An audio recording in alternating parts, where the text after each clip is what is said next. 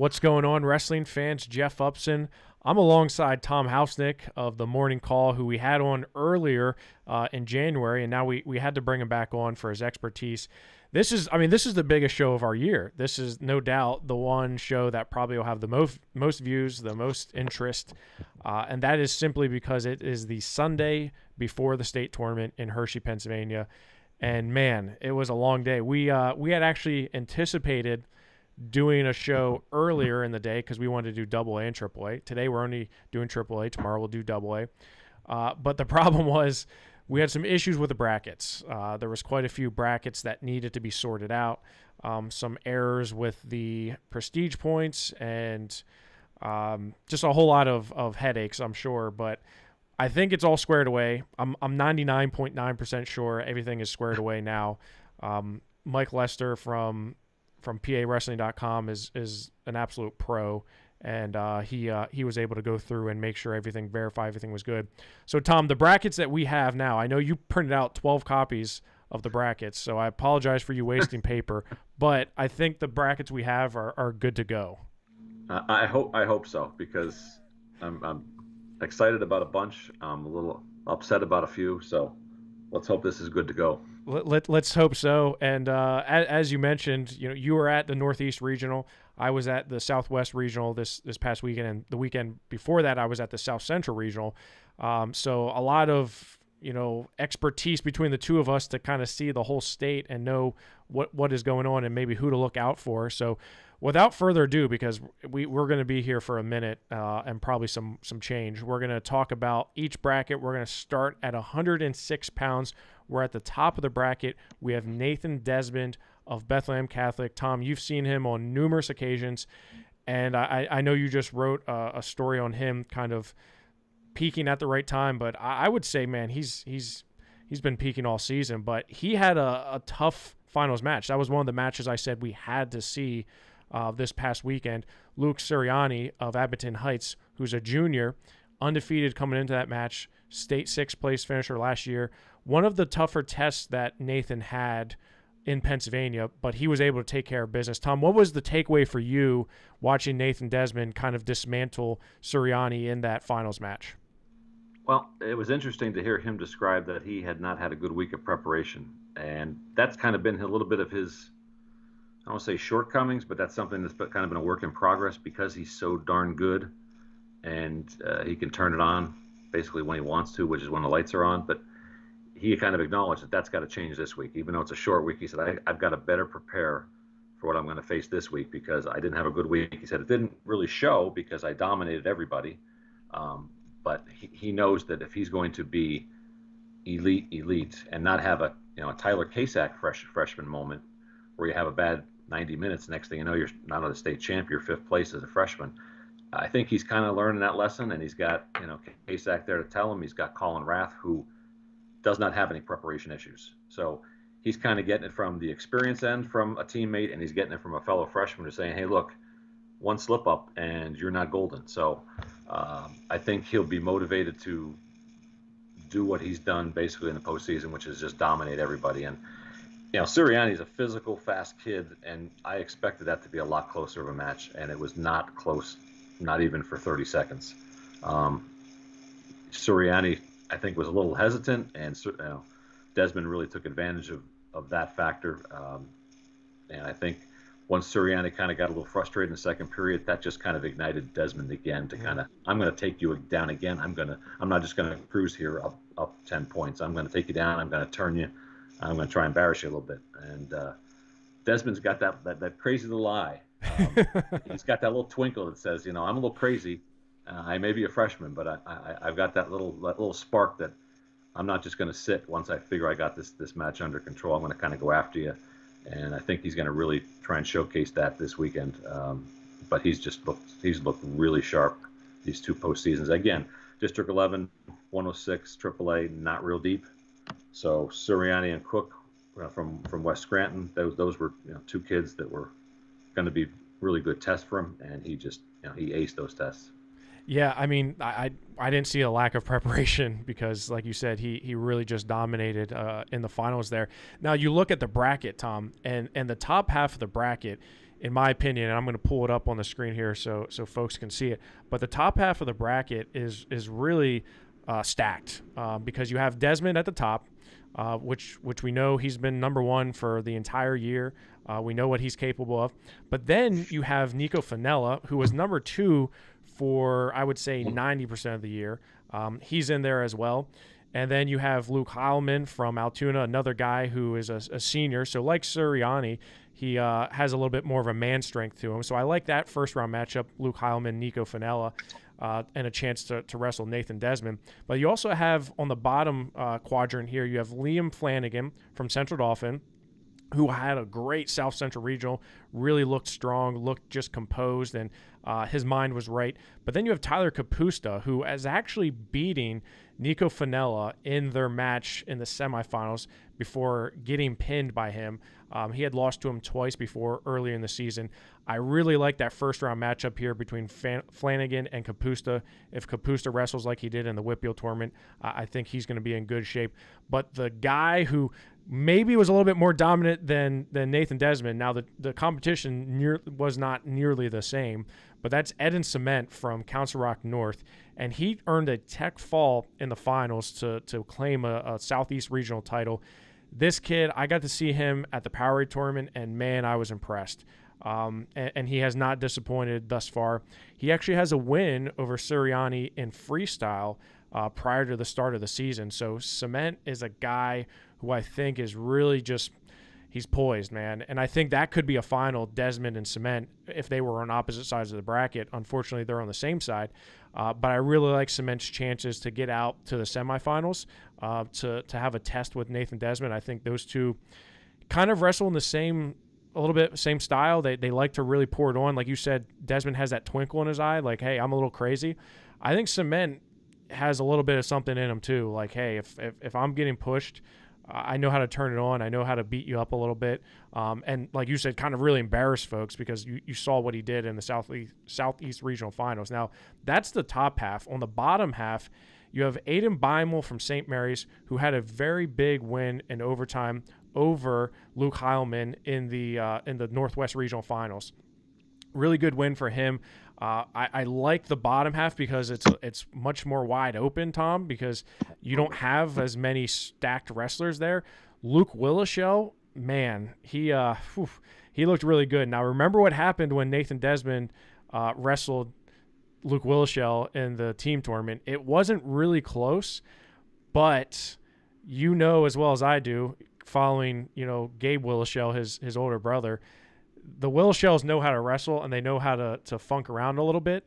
I would love to see him and Desmond go at it round two, Tom. That would be entertaining. Again, the last thing you want to see is two guys, especially these lower weights, wrestling on their knees. I'll get to that in other weight classes, but it's always enjoyable to watch, like the second period with Desmond and Suriani. They went at it each other, and that's exciting to watch as opposed to guys just kind of,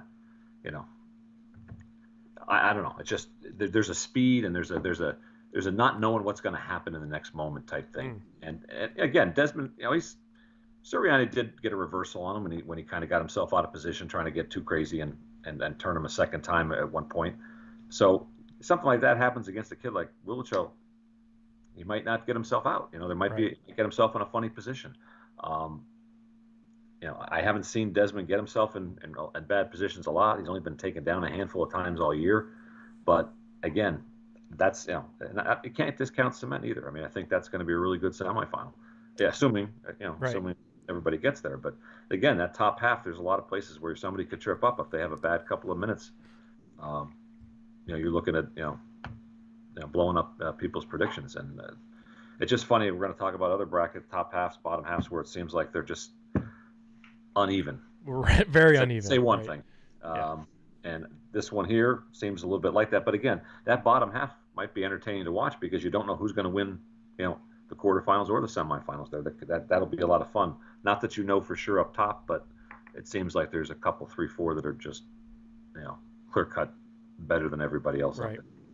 And looking at the bracket and kind of looking at some of the first round early matchups, I like some of the matchups. There's not a ton of first round matchups that I'm saying, hey, these are can't miss. Liam Flanagan, Kapusta, as I mentioned, is one of them. Heilman and Fenella on the top half. On the bottom half, I think if that Dean Hauser Tanner Mazenko match, winner there against Aiden Beimel, I think that should be a good match. I really do think it's on the bottom half. You have Wilshell and Suriani as the favorites, and just a matter of who's going to be able to come out from one of those. And Suriani has man strength. I mean, he's a junior, but he looks like he's 18. He's huge. Like he's just strong. And seeing what Desmond was able to do to him was just so impressive. So 106 top half, no doubt, stacked. I'll go with a steady horse and say Desmond's going to find a way to get it. And I wouldn't look past Ed and Cement, Luke Wilshell, or Luke Suriani to try to mix it up a little bit. So outside of that, Tom, you have a couple guys from the Northeast region that I thought did well. Tyson Cook, as you mentioned, a state qualifier. Landon Machado from Delaware Valley. I don't know how the heck he came out of that, but he did. He knocked off some guys. He's going to have a tough match with Keegan Oler of Cathedral Prep. But overall, I like 106 because it's top heavy, but you also have some guys that aren't afraid to mix it up a little bit. Right. Again, you hope that the lightweights will mix it up. They're the ones that are going to see 12-10 scores, or a 10-2 deficit turns into a 10-12 match, a 10-10 match. I mean, those are the kind of things you expect out of the lightweights, and I think there's the real good potential for a bunch of matches to be like that. Let's move up to 113 pounds, where this is the bracket where today we had a lot of issues. It was switch, and it was switch, and it was switch back. And man, like as a father looking at the brackets, I can't imagine what it's like to see and say, like, all right, this is what you're prepared for. Nope, actually, just kidding. This isn't what it is. At the top of the bracket, we have Caden Williams from Manheim Township. By virtue of the fact he's a returning state champion, last year he won it in AAA at 106 pounds. He won his region, so we know that only the regional champions are quote seeded, right, in that bracket. So Caden Williams is at the top. On the bottom half, you have Jack Russo. Now, at one time, for about 4 hours today, where we're like delaying the show because we can't do the show with Jack Caruso up on the top half. He was number 5. They fixed it. He's now on the bottom half. He's 36-1. He won the Northeast region. He's a returning state runner-up. Then you have Kale Nasdio from Williamsport, who was also a state runner-up last year, lost to Caden Williams in the finals. He was a regional champion from the Northwest. Let's throw in Tyler Chappell as well. Last year he was 3rd in the state, won his Southwest region. So now we have it set. Tony Burke from Council Rock North is your 5th regional champion, and he's on the top half. So the top half, Tom, is absolutely bonkers because you look at the first round matchup, and I'm going to put up the bracket on the screen here for folks to see. But, man, look at this first round matchup. Nick Allison, Tahir Parkins, Nazareth, Mifflin County. You got a freshman versus a senior. I'm really looking forward to that one, but I'm also really looking forward to Cole Campbell from Becca and Tony Burke from Council Rock North. I think that one there is a big one as well. Tom, Tahir Parkins has wrestled really well, but unable to get through and win a regional title. But look how deep the Northeast was here. You have a guy like Carson Wagner who was 4th out of that region. What was your takeaway from that 113 bracket? Well, when I mentioned earlier about the wrestling on the knees, this is probably the one weight class where it just kind of, I think it irked a lot of people in the stands and a lot of the coaches. Parkins and Jack Russo, 2 incredibly talented wrestlers, spent 5 of the 6 minutes on their knees, not even in contact with each other, just on their knees. And it was just a shame to watch that develop and stay that way. You look in both coaching corners, and I know I can speak for Nazareth. They were not thrilled with that, and I know that the Del Val coaches have seen this before, and they've had to constantly get on Zach that when he's on the attack, he's hard to stop. But he just gets in this mode sometimes that, like, I'm just going to hang here on one knee, wait for them to make a mistake shooting, and I'm going to get my takedown, and I'm going to be good for the match. And that's what this was. It was probably one of the it was the least entertaining final. I would hope that both of those wrestlers are going to open up, because if they don't, I can see them not winning not getting out of not getting out of the semifinal. I can see Parkins, if he doesn't come to wrestle, Allison's not going to wait for him. And I think if anybody's done their scouting homework, Parkins has some things he's got to clean up, not just being casual wrestling on his knees. He's got some other things he has to work on. Again, he's a freshman. We can't be too harsh, but he definitely has some room for improvement. I didn't think he had a real great regional tournament. Cole Campbell, other than not being able to beat Parkins or Jack Caruso, which again a lot of people can't, he looked really good otherwise. He really dominated Wagner for a second time this year. They met down at Council Rock South at Escape the Rock, and Campbell looked really good. Now, he has not looked real sharp since, but I thought he looked good these last couple of weeks, except the fact that he's got Parkins and Jack Caruso this weekend. But I wouldn't discount him out of being able to make his way to the semis. But again, my concern is for the two elite wrestlers supposedly in this bracket, just the way they wrestled that final, that if some of that leaks into the States, there's too many good kids here who are gonna take advantage of that. Yeah, and it's interesting you say that, because I was actually talking to some folks out in the Southwest this weekend, and someone brought that up. They were like, when Jack Caruso and Parkins wrestle, neither one of them are going to come out of their stance. They're both on like a quad pod 3-point stance, and they both have a very similar style and way in which they attack. Now, Jack Caruso, when he opens up, he is lights out, and we've seen it. I mean, he beat Anthony Knox, one of the best wrestlers in the nation, right? We know that he's capable of it, but sometimes he just reverts in and sometimes doesn't get on his offense. Now, that's not to say that some of these other guys aren't going to be able to, like you said, scout that and try to work around it. But to this point, no one's been able to figure it out.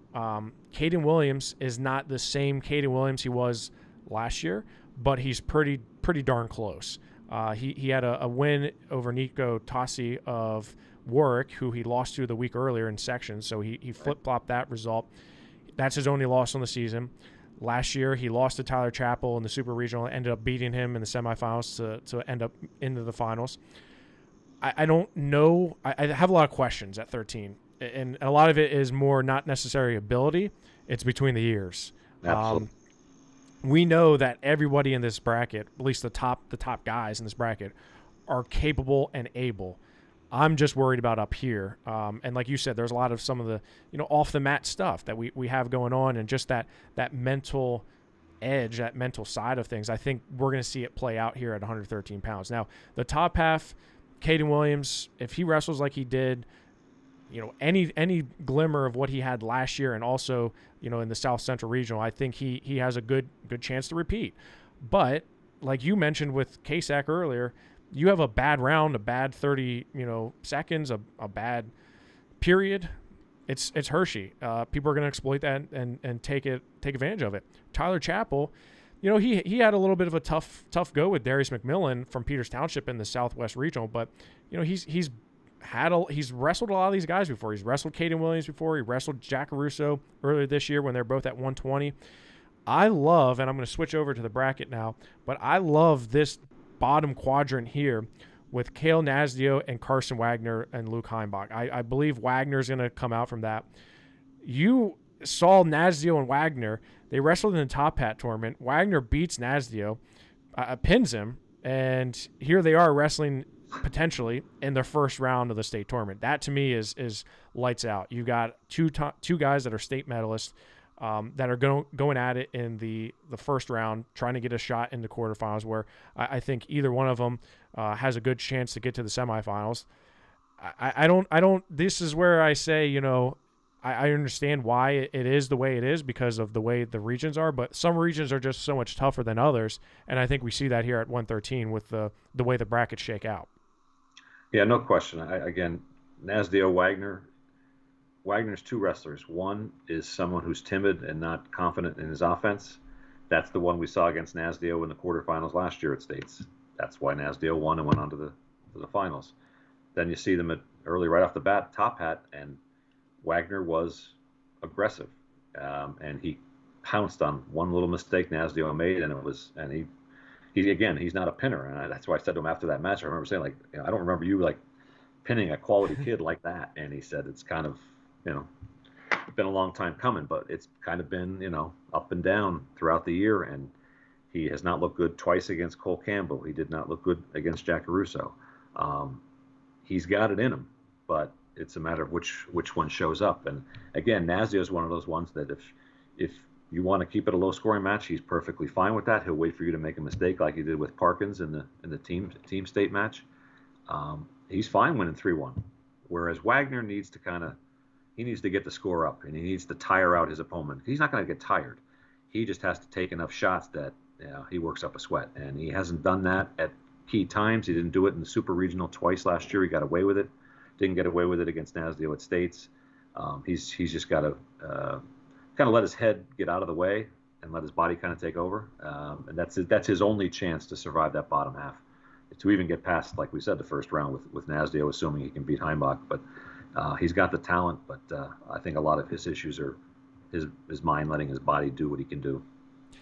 You look at that bottom half, and I really like Nico Tassi. He's just an incredible story, number one, but he's a senior, and he's a goer. My gosh, he goes. He doesn't do a whole lot. He's not flashy. He's not somebody that is going to come out and do anything that is going to wow you. He just does a lot of the little things and the basics really, really well, and that's what ended up him beating Caden Williams. He was like a dog on a bone, and yes. He was almost taken down, but never stopped wrestling. He's dangerous. I don't want to be. I wouldn't want to line up against him. I'd rather line up against some other guys here. So I'm keeping an eye on him. I also want to keep an eye on Darius McMillan. Him and Cole Smith on that bottom half, I think that's a great first-round matchup. I hadn't seen a ton of McMillan up until the Southwest Regional, and I was impressed. He can mix it up. He's very tall for a freshman. I mean, his brother is a Division I football player at Florida. He was a state runner-up a few years back, and Darius is definitely following in those footsteps. I would love to see him and Jack Caruso go at it in the quarterfinal round, because I think it's a contrast in styles for sure. Most people are a contrast in styles to Jack Caruso, unless they're Tahir Parkins, because both of them kind of wrestle the same.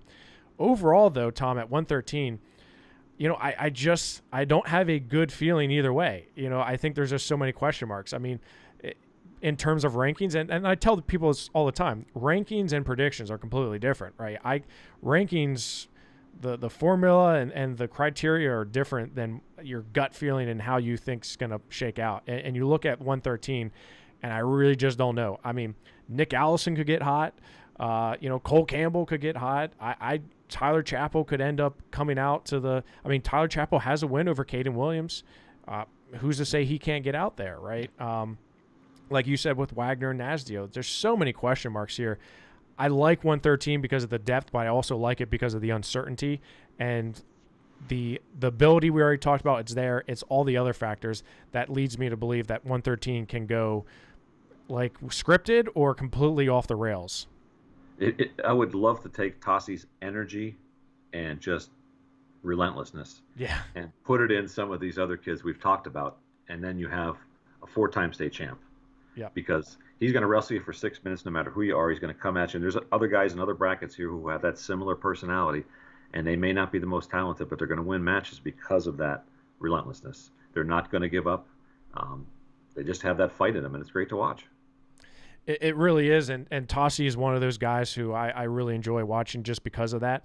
And I'm excited to see how he ends his career here, because it's a great story, right? Let's go up to 120 pounds. We're 120 pounds. So if I said 113 was bonkers, which I think I did say that, 120 is bonkers to the 10th degree. It's absolutely insane, Tom. When we look at the bracket, right, we have state medalists and state ranked guys littered across here. So let me just break it down for you for the top half. Mason Leapart, state third last year. Charlie Bunting, state medalist. Troy Homan, state fourth last year. Asher Cunningham, a pretty good freshman with a name that most Penn State fans know. Jacob Haupt, a guy who's just a grinder and making his first trip to the state tournament.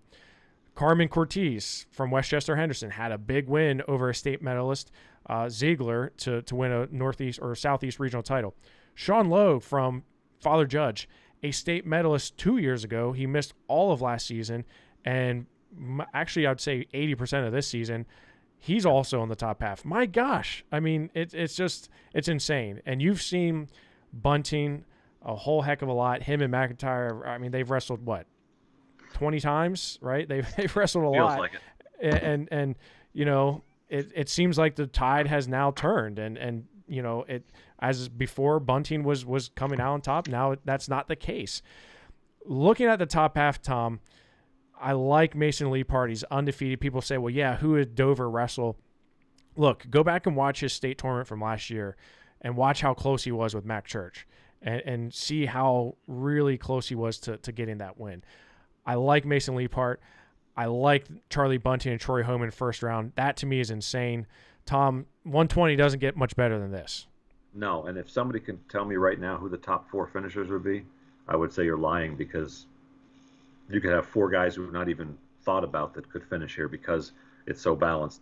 And the guy all the way down the bottom, who's been a state champ 2 years ago, Vinny Kilkiri, again, tremendous energy. His match against K-Sac 2 years ago was still one of the most unbelievable third periods I've seen by a freshman. Bunting is one of those kids too who kind of, you know, him and Jack, when they wrestled earlier this year, was just, again, on their knees for 5 minutes. Jack Caruso actually tried to get offensive, and Bunting was just waiting for him and got a quick takedown and backs, and that was the match. That was the only action in the match. And I think that's a real problem for Bunting, because he's found out this year McIntyre's not going to sit down and wait for him.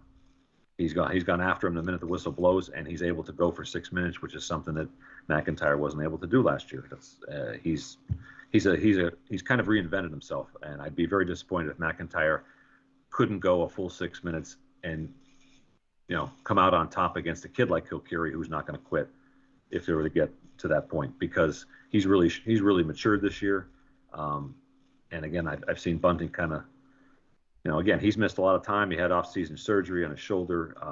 You know, he has not been healthy, but what he's got in guts, he's got to kind of take to kids a little more than he has if he's going to survive any part of that top half. You know, he could lose in the first round. It wouldn't surprise me.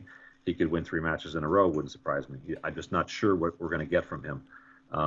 You know, he's always made the statement that, you know, McIntyre may beat me now, but I'm going to beat him when it counts. Now he did beat him at team states, but that's the only time he beat him so far in the 5 tries. Now, does he get a chance at him again? If he wrestles like he has for a good chunk of this year, I don't think he gets that chance, unless it's in the consolations where neither one of them think or want to be. So that top half, I mean, I couldn't. I've seen the Cortez kid, Bunting, you know, handled him in the first round of team states, but he, you know, if you can beat Ziegler, and Ziegler was, you know, inches away from beating Bunting in the holiday tournament over Bethlehem at Christmas. These guys are so evenly matched that if somebody has a good couple hours, a good couple shifts, they're going to find themselves in the finals. But they could also find themselves having to win 4 matches through consolations to medal. So this is absolutely one of those brackets that just is absolutely crazy. What was your takeaway of Sean Logue from Father Judge? He wrestled Bunting in the semifinals. He's a guy who 2 years ago, I mean, I know you and I saw him at Escape the Rock, and, you know, just a tough wrestler. He's just been off the mat for, you know, over 12 months, almost 16 months. What did you make of him? And you know, if he is he a threat? There's no question he's a threat. I think if you took away about 90 seconds against Bunting, he pretty much wrecked everybody else. He looked really good. He looked better than what I remembered him, to be honest. But again, you miss a year and a half. You're going to be a little rusty in spots. You're going to make mistakes when, you know, you can't at this level. So he has the potential to, you know, find him to get himself against Ortlipp and beat Cortez, and next thing you know, he could be in the semis. He has that ability, but jeepers cats, that somebody has to lose here. I don't know who's going to lose up top. Like I said, there's going to be some really good wrestlers that are just, you know, they're not going to medal, right? And that's just nuts. But this is the kind of bracket, and that's going to be fun to watch. I think it's going to be more fun than some of the potential matchups we have in 13, only because of style. I think there's a lot of potential here for some high-scoring matches. Some fireworks. There's going to be fireworks if Kilkiri's involved. No doubt. Like I said, McIntyre's had a different gear this year, and there's just so many good wrestlers here. There's not going to be a lot of 2-to-1 matches, I don't think. No, I would agree with you, and let's pull up the bracket right now because I just want to break down some of these matchups here. So, at the top you have the Mason Leapart, and I think he's gonna be tested early, depending on who comes out here with Homan and Bunting. I do expect Leapart to win his first round, but that quarterfinal match with Bunting or Homan is going to be a war. I really do think the winner there, that match is probably one of the best first round matches. That's the first two guys that are returning state medalists, both high medalists. So that's a really good matchup. Asher Cunningham and Jacob Halp, another one that I have circled as you've got to watch this one. Halp is a guy who read all about it. He was going to go down to 13, didn't happen because of the descent plan and just he took it on the chin and he wrestled hard, finished third behind guys like Kilkeary and Homan to finish third and make his first trip to the state tournament. I like those four to potentially push Leapart for a spot in the finals. I'm not saying Cortez can't do it because obviously he beat Ziegler, but these four I think are the biggest threats to Mason Leapart to hand him his first loss of the season. Now, going down to the bottom, it doesn't get much easier. We talked about stacked and not stacked. I would say the bottom half is pretty stacked. You have Cale McIntyre, obviously. That Hunter Johnson-Mason Kiernan match, I like that one. Kiernan's a guy who is super long and can slow down anybody. So he could really upset some folks that are looking to score points. Gavin Sheridan from Boyertown. Camden Williams from Manheim Township. Tom, let's press pause and let's remember what Camden Williams did last year at the Super Regional and the Regional Tournament. I mean, go back and watch Camden Williams versus Vinny Kilkeary, and you can see why Camden Williams is a hand grenade, because if he's on and he's mentally ready and prepared, he could win this bracket, no doubt. But at the South Central Regional, we didn't see that. He just, again, between the years, some things are going on there where it's just the focus may not be there. He didn't wrestle against Leapart in the finals, one match that I think everybody wanted to see. If he brings it, if he is ready, he's prepared, he's going to practice, he's put in the work, mentally ready, he's going to be a problem. Just, again, watch the Kilkeary match from last year. But also, you have Mason Ziegler, who I've been really impressed with this year. Had a slip up in the Cortez match. That was a setback for him. And Vinny Kilkeary, obviously, on the bottom. You said it, when Vinny Kilkeary's involved, fireworks can happen. Well, I would say depends on what Vinny Kilkeary shows up, because Vinny Kilkeary at Powerade, not the Vinny Kilkeary that we remembered from freshman year when he took out Kasak, he took out Van D in just so much fashion that it was, I mean, he had the place on standing ovation. So Kilkeary, I will say, at the Southwest Regional Tournament, Tom, he opened up. Go back and watch the match with him and Homan. He put it on, and I got to talk to him afterwards, and he said, you know what? I'm going out swinging. I can't be reserved. That Adam Schweitzer match from Powerade, he said, I can't have that. I have to bring it. And we saw that. Kilkeary knows how to win in Hershey. I think that match with Jack Caruso last year still stings him, so I know he's looking to try to get past that, but I don't know. I don't know what to expect here, because there's like you said, there's a lot of uncertainty, there's a lot of unknowns, but it's going to be fun to watch. And I believe we have another guest on with Dustin Hawkinsmith. He was on a birthday party for about 9 hours today, but he's here. Dustin, welcome to the show, bud. Hey, I'm just here for Tom Housenick's TED Talk on wrestling and to hear more phrases like Jeepers Cats. Jeepers Cats, I know, right? Tom, I love it. You bring a flavor. Dustin's got the Jurassic Park shirt on. Tom's got the nice one-liners. Dustin, 120. You've seen Mason Leapart numerous times. You've seen Camden Williams. What do you make of 120, Dustin? Well, it's a minefield no matter who you are, and no matter where you're starting in the bracket. There will not be an easy round no matter how favored you are. So Mason Leapart, PA Powers #1. He's a matchup problem for everybody because he's long and he's funky. He's got an iron grip from the top position. I think he can tilt just about anybody in the state. So what he can do from the top position can help him separate in tough matches. He's very accustomed to wrestling 4-1 matches, and he's very comfortable in those positions, which is going to come in handy because I think every one of them, they might not be low scoring, but these are all going to be tight matches. His comfort level in those matches is important, I think. Turned a corner last year going from 2-0 at states as a sophomore to being a bronze medalist last year. I think he needed to kind of get to that mental place where he believed in every single match that he was the better wrestler and that he was going to win. I think he got there last year. But right off the bat with Bunting and Homan, he's going to have a battle. Jacob Haupt, he wrestled and lost to Asher Cunningham earlier this season, did he not? Yeah, at King of the Mountain.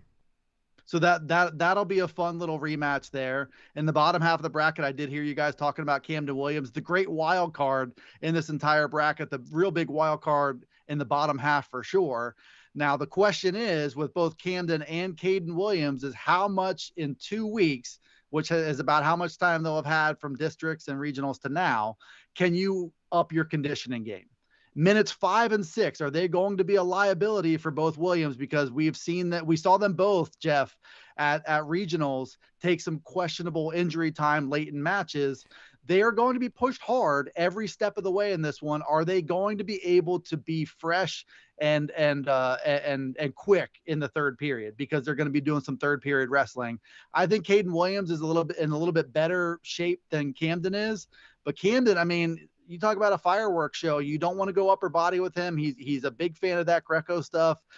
He's going to be a matchup problem. He is for Vinny Kilkeary. He might still be, but I think it's safe to say the Camden Williams we've seen so far this year in 21 matches isn't quite the same kid that we saw last year.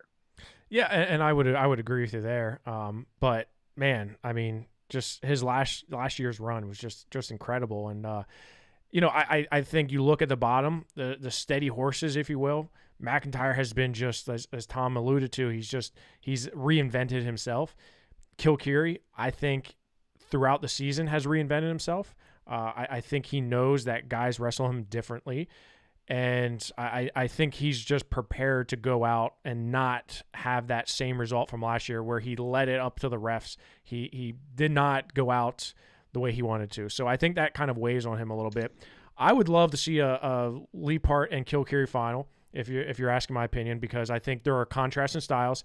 Leapart is a very traditional guy who's gonna, like you said, he can turn about anybody on top. Kilkeary, on the other hand, he likes to mix it up. He likes to dig underhooks. He likes to go upper body a little bit. Watch the Troy Homan match from this weekend. He went 50-50 position with him like 2 or 3 times and won every one of them. So it's, like Tom said, I think it has as much depth and maybe more than 113, but I think it's going to be a lot more exciting just because you have guys that style-wise are just very fun to watch, and I know we're looking forward to it. Tom, any further thoughts on 120 before we move up?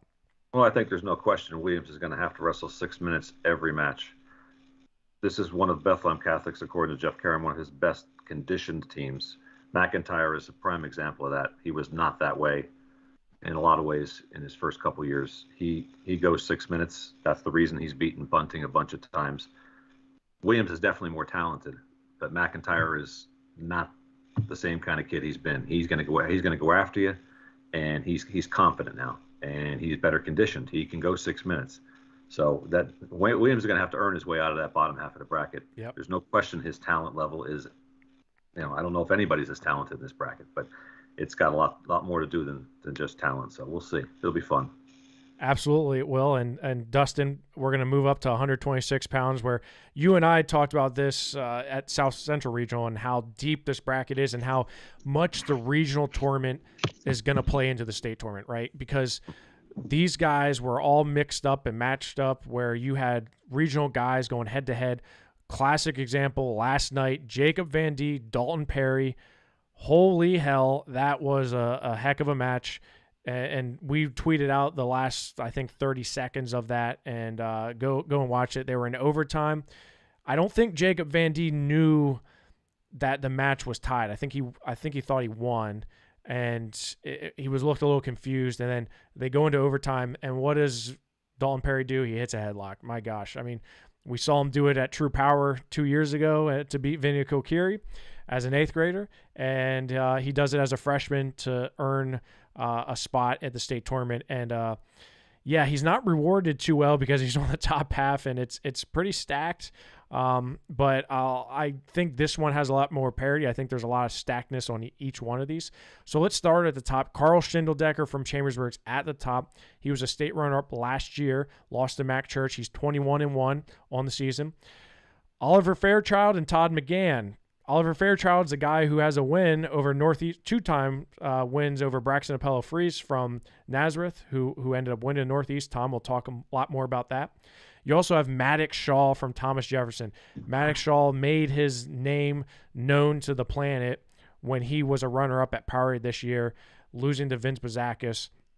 An incredible freshman, but he lost in the Southwest Regional. This is why that regional tournament was so important, to see where we're going to see these wrestlers and see some of those early matchups. So Maddox Shaw, now on the top half, potentially has an early round matchup, quarterfinal match with Carl Schindeldecker, senior versus freshman. I love that. I hope it happens.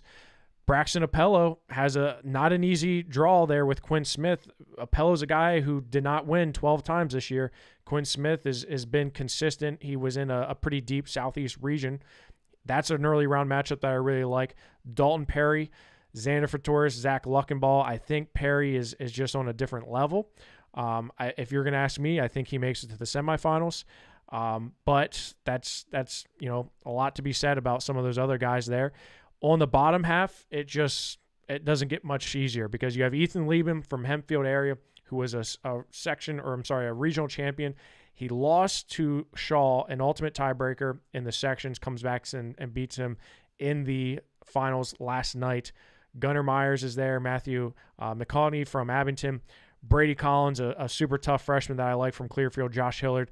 And then the match to end all matches, Jacob Van D, Dante Frenzy. Tom, Dante Frenzy picked a really crappy time to lose to Braxton Apello, because now he draws state champ Jacob Van D in the first round. These guys have wrestled, 30 times, Braxton and Dante, and man, talk about luck of the draw for that one. Yeah, Apello even said last night, he said, I'm really bored and frustrated with wrestling the same guy so many times. But yet, it's always the highlight of any tournament, because those two bring out the worst and the best in their respective fans. Again, we talked about conditioning, and I go back to the Frenzy match at States last year against Schindeldecker. And Schindeldecker is not going to take a step backwards. He showed that last year. He was a tough kid. Frenzy wasn't ready for that. He wasn't prepared for that. He had trouble on bottom against Schindeldecker, and ultimately he lost. He still has those kinds of moments, and that's the reason why we're talking about him meeting up with Van D in the first round. Yeah. He again, he was stuck in a close match where, again, one little mistake, and you're losing. And that's, Apello has gotten better. He admittedly was wrestling poor for the first month, 6 weeks of the year, not wrestling like a two-time state medalist, not wrestling with any confidence. But he's gotten better. Again, I'm not going to talk about him getting through that top half of that bracket, but he's wrestled a lot better. And, he was in position to beat Frenzy at team states, was in much better position than he was the previous few times this year. And he finally got the moment to do it last weekend or this weekend. And he could have kind of gotten frustrated when there was an injury time taken, when it looked like he was about to get the winning reversal with 20 seconds left, but he kept his composure. He was down on bottom, which, is not a good thing to be with Frenzy. He's had a lot of success just cradling up kids, because he's so long, and he's gotten a little bit stronger. But Apello was not afraid to go down bottom. It was his choice. The coaches said, whatever you feel like you can do. And here we are, 20 seconds left, third period. You're still not getting out, but he was able to pull it off. And again, that was even another confidence boost for him. But for both of those guys to meet again, I don't see how it happens unless it's in consolations, because there's just too many minefields here for guys who just have had their moments where they haven't looked really good this year. And you have a bad moment here and you're in real trouble real fast. So that's a really brutal matchup for Frenzy, and not a good one. But he's got a bit of an edge to him. You never know how he's gonna come out. I thought he was not as aggressive as he normally is in the regional final here against Apello, but I've seen him other times where he just wants to rip your head off, and he's going to do it one way or the other, because once he gets on top of you, whether he gets a takedown or he chooses top to start a period, he can be really rough on people. But as Schindeldecker showed last year, it can be done, that you can out tough him even when the stakes are really high. So this is just going to be an absolutely loaded field for him to be able to get out of that bottom half of the bracket. One of the guys who I have circled as a dark horse kind of guy, and maybe that's not fair to him, but he's an undefeated senior, 36-0, Cannon Hershey from Oxford area, out of District 1, won a pretty deep 126-pound bracket out of the Southeast region. He's a guy who last year was a state qualifier, year before that state qualifier, but hasn't never pushed through, never broke through like these other guys. Dante Frenzy, 2-time state medalist, took out Carter Dybert from Franklin Regional. That gets you some highlight reel tape right there. Van D, state runner-up to Kilkiri, wins it last year over Jack Russo, a weight that Vinny Kilkiri was in. Josh Hillard, guy who was a state qualifier as well, senior. Brady Collins, a freshman that I really like. So in this bottom half, I could see Ethan Lieben coming out to the semifinals and having Van D, Frenzy, Cannon Hershey. I don't know. Anthony Ferrero down there in the bottom behind Richland, he has a win over Ethan Lieben. So all these guys have wrestled each other. For Taurus, another guy who, I think much like Braxton Appel, at times just did not wrestle like himself without confidence this year.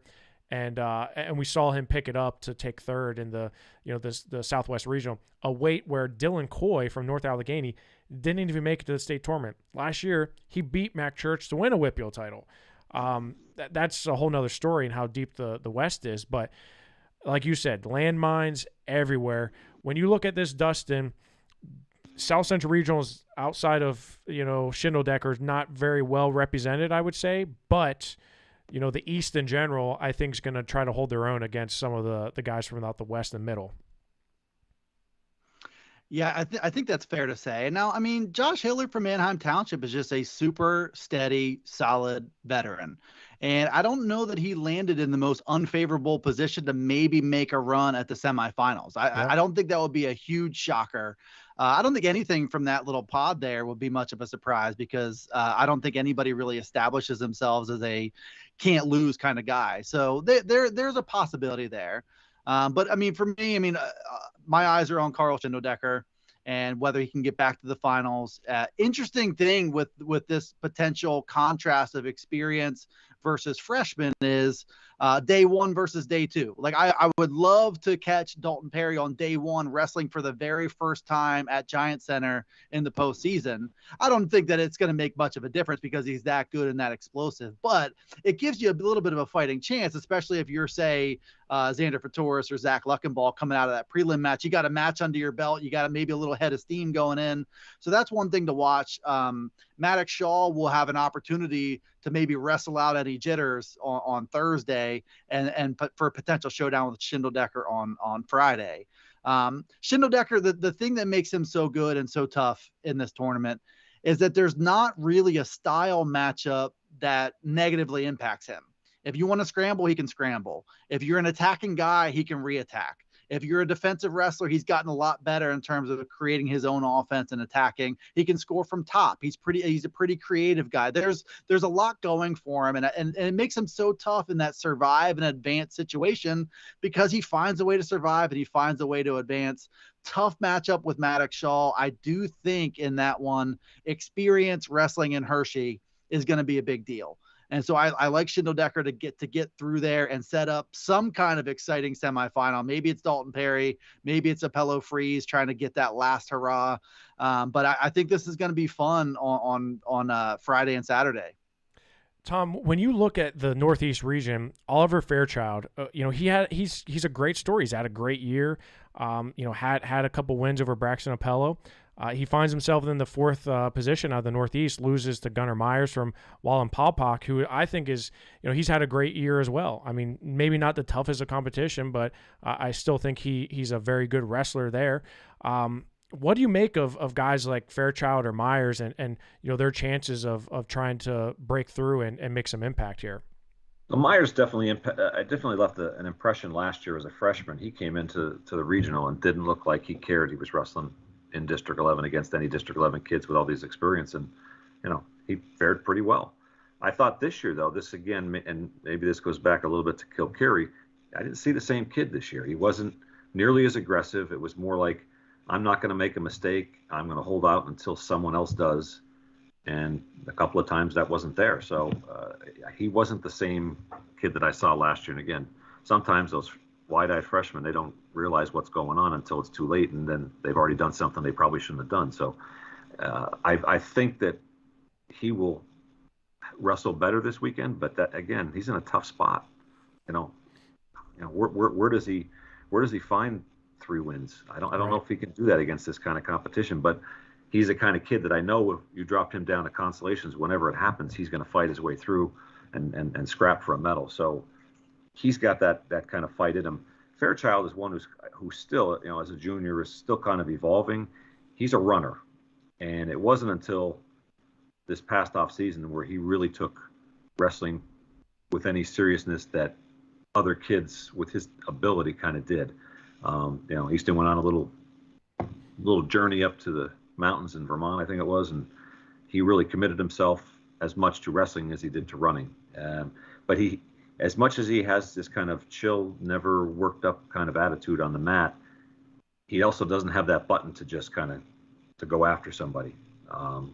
So this will be a big step for him. I don't see him surviving 3 matches up the top there to get to a Final Four, but he's a kid. He's not going to back down, but I just don't think he has enough in his tank to beat these kind of kids, to make adjustments to different styles and be able to take somebody coming right at his face for 6 minutes. He's really struggled against Frenzy. I mean, their matches were not close from the opening whistle. Whereas then he's beaten Apollo Freeze twice. Right. But then Apollo Freeze is the one who's got 6 wins against Frenzy. It's like, wait a minute, this doesn't make a lot of sense. But and the crazy part is, Fairchild and Apollo Freeze are really good friends, and they were wrestling partners until Apollo Freeze transferred this year to go to Nazareth. So the first one to thank Apollo Freeze, or give him congratulations with the gold medal, was Fairchild. They couldn't have been happier, as if it were his own brother. So that was a pretty cool moment. But again, I don't know if either one of those 2 kids have that that killer instinct to kind of go after people of this level for 2-3 days and come out on top every time. Apollo has showed a lot of guts in what he did against Frenzy, but he's got to do that for 6 minutes against a lot of people. And I think what turned his season kind of around was the Fatoris match at Team States. He had not wrestled well to that point, and he really, that again, is Fatoris at the level of Schindeldecker or some of these other guys we're talking about? Van D? No, but that's still a pretty good win for him to kind of say, okay, I am pretty good and I can beat these state level guys. Whether they can do it, 2 or 3 matches in a row, I don't know, but they put himself in a position to do that, so we'll see. I see a lot of similarities between the Southwest and the Northeast, because you have guys that all have, similar results against each other. They all have wins over each other, like you said, with Frenzy and Apello, and then you throw in Fairchild. The same thing with Lieben and Shaw, and then Ferraro and Fatoris.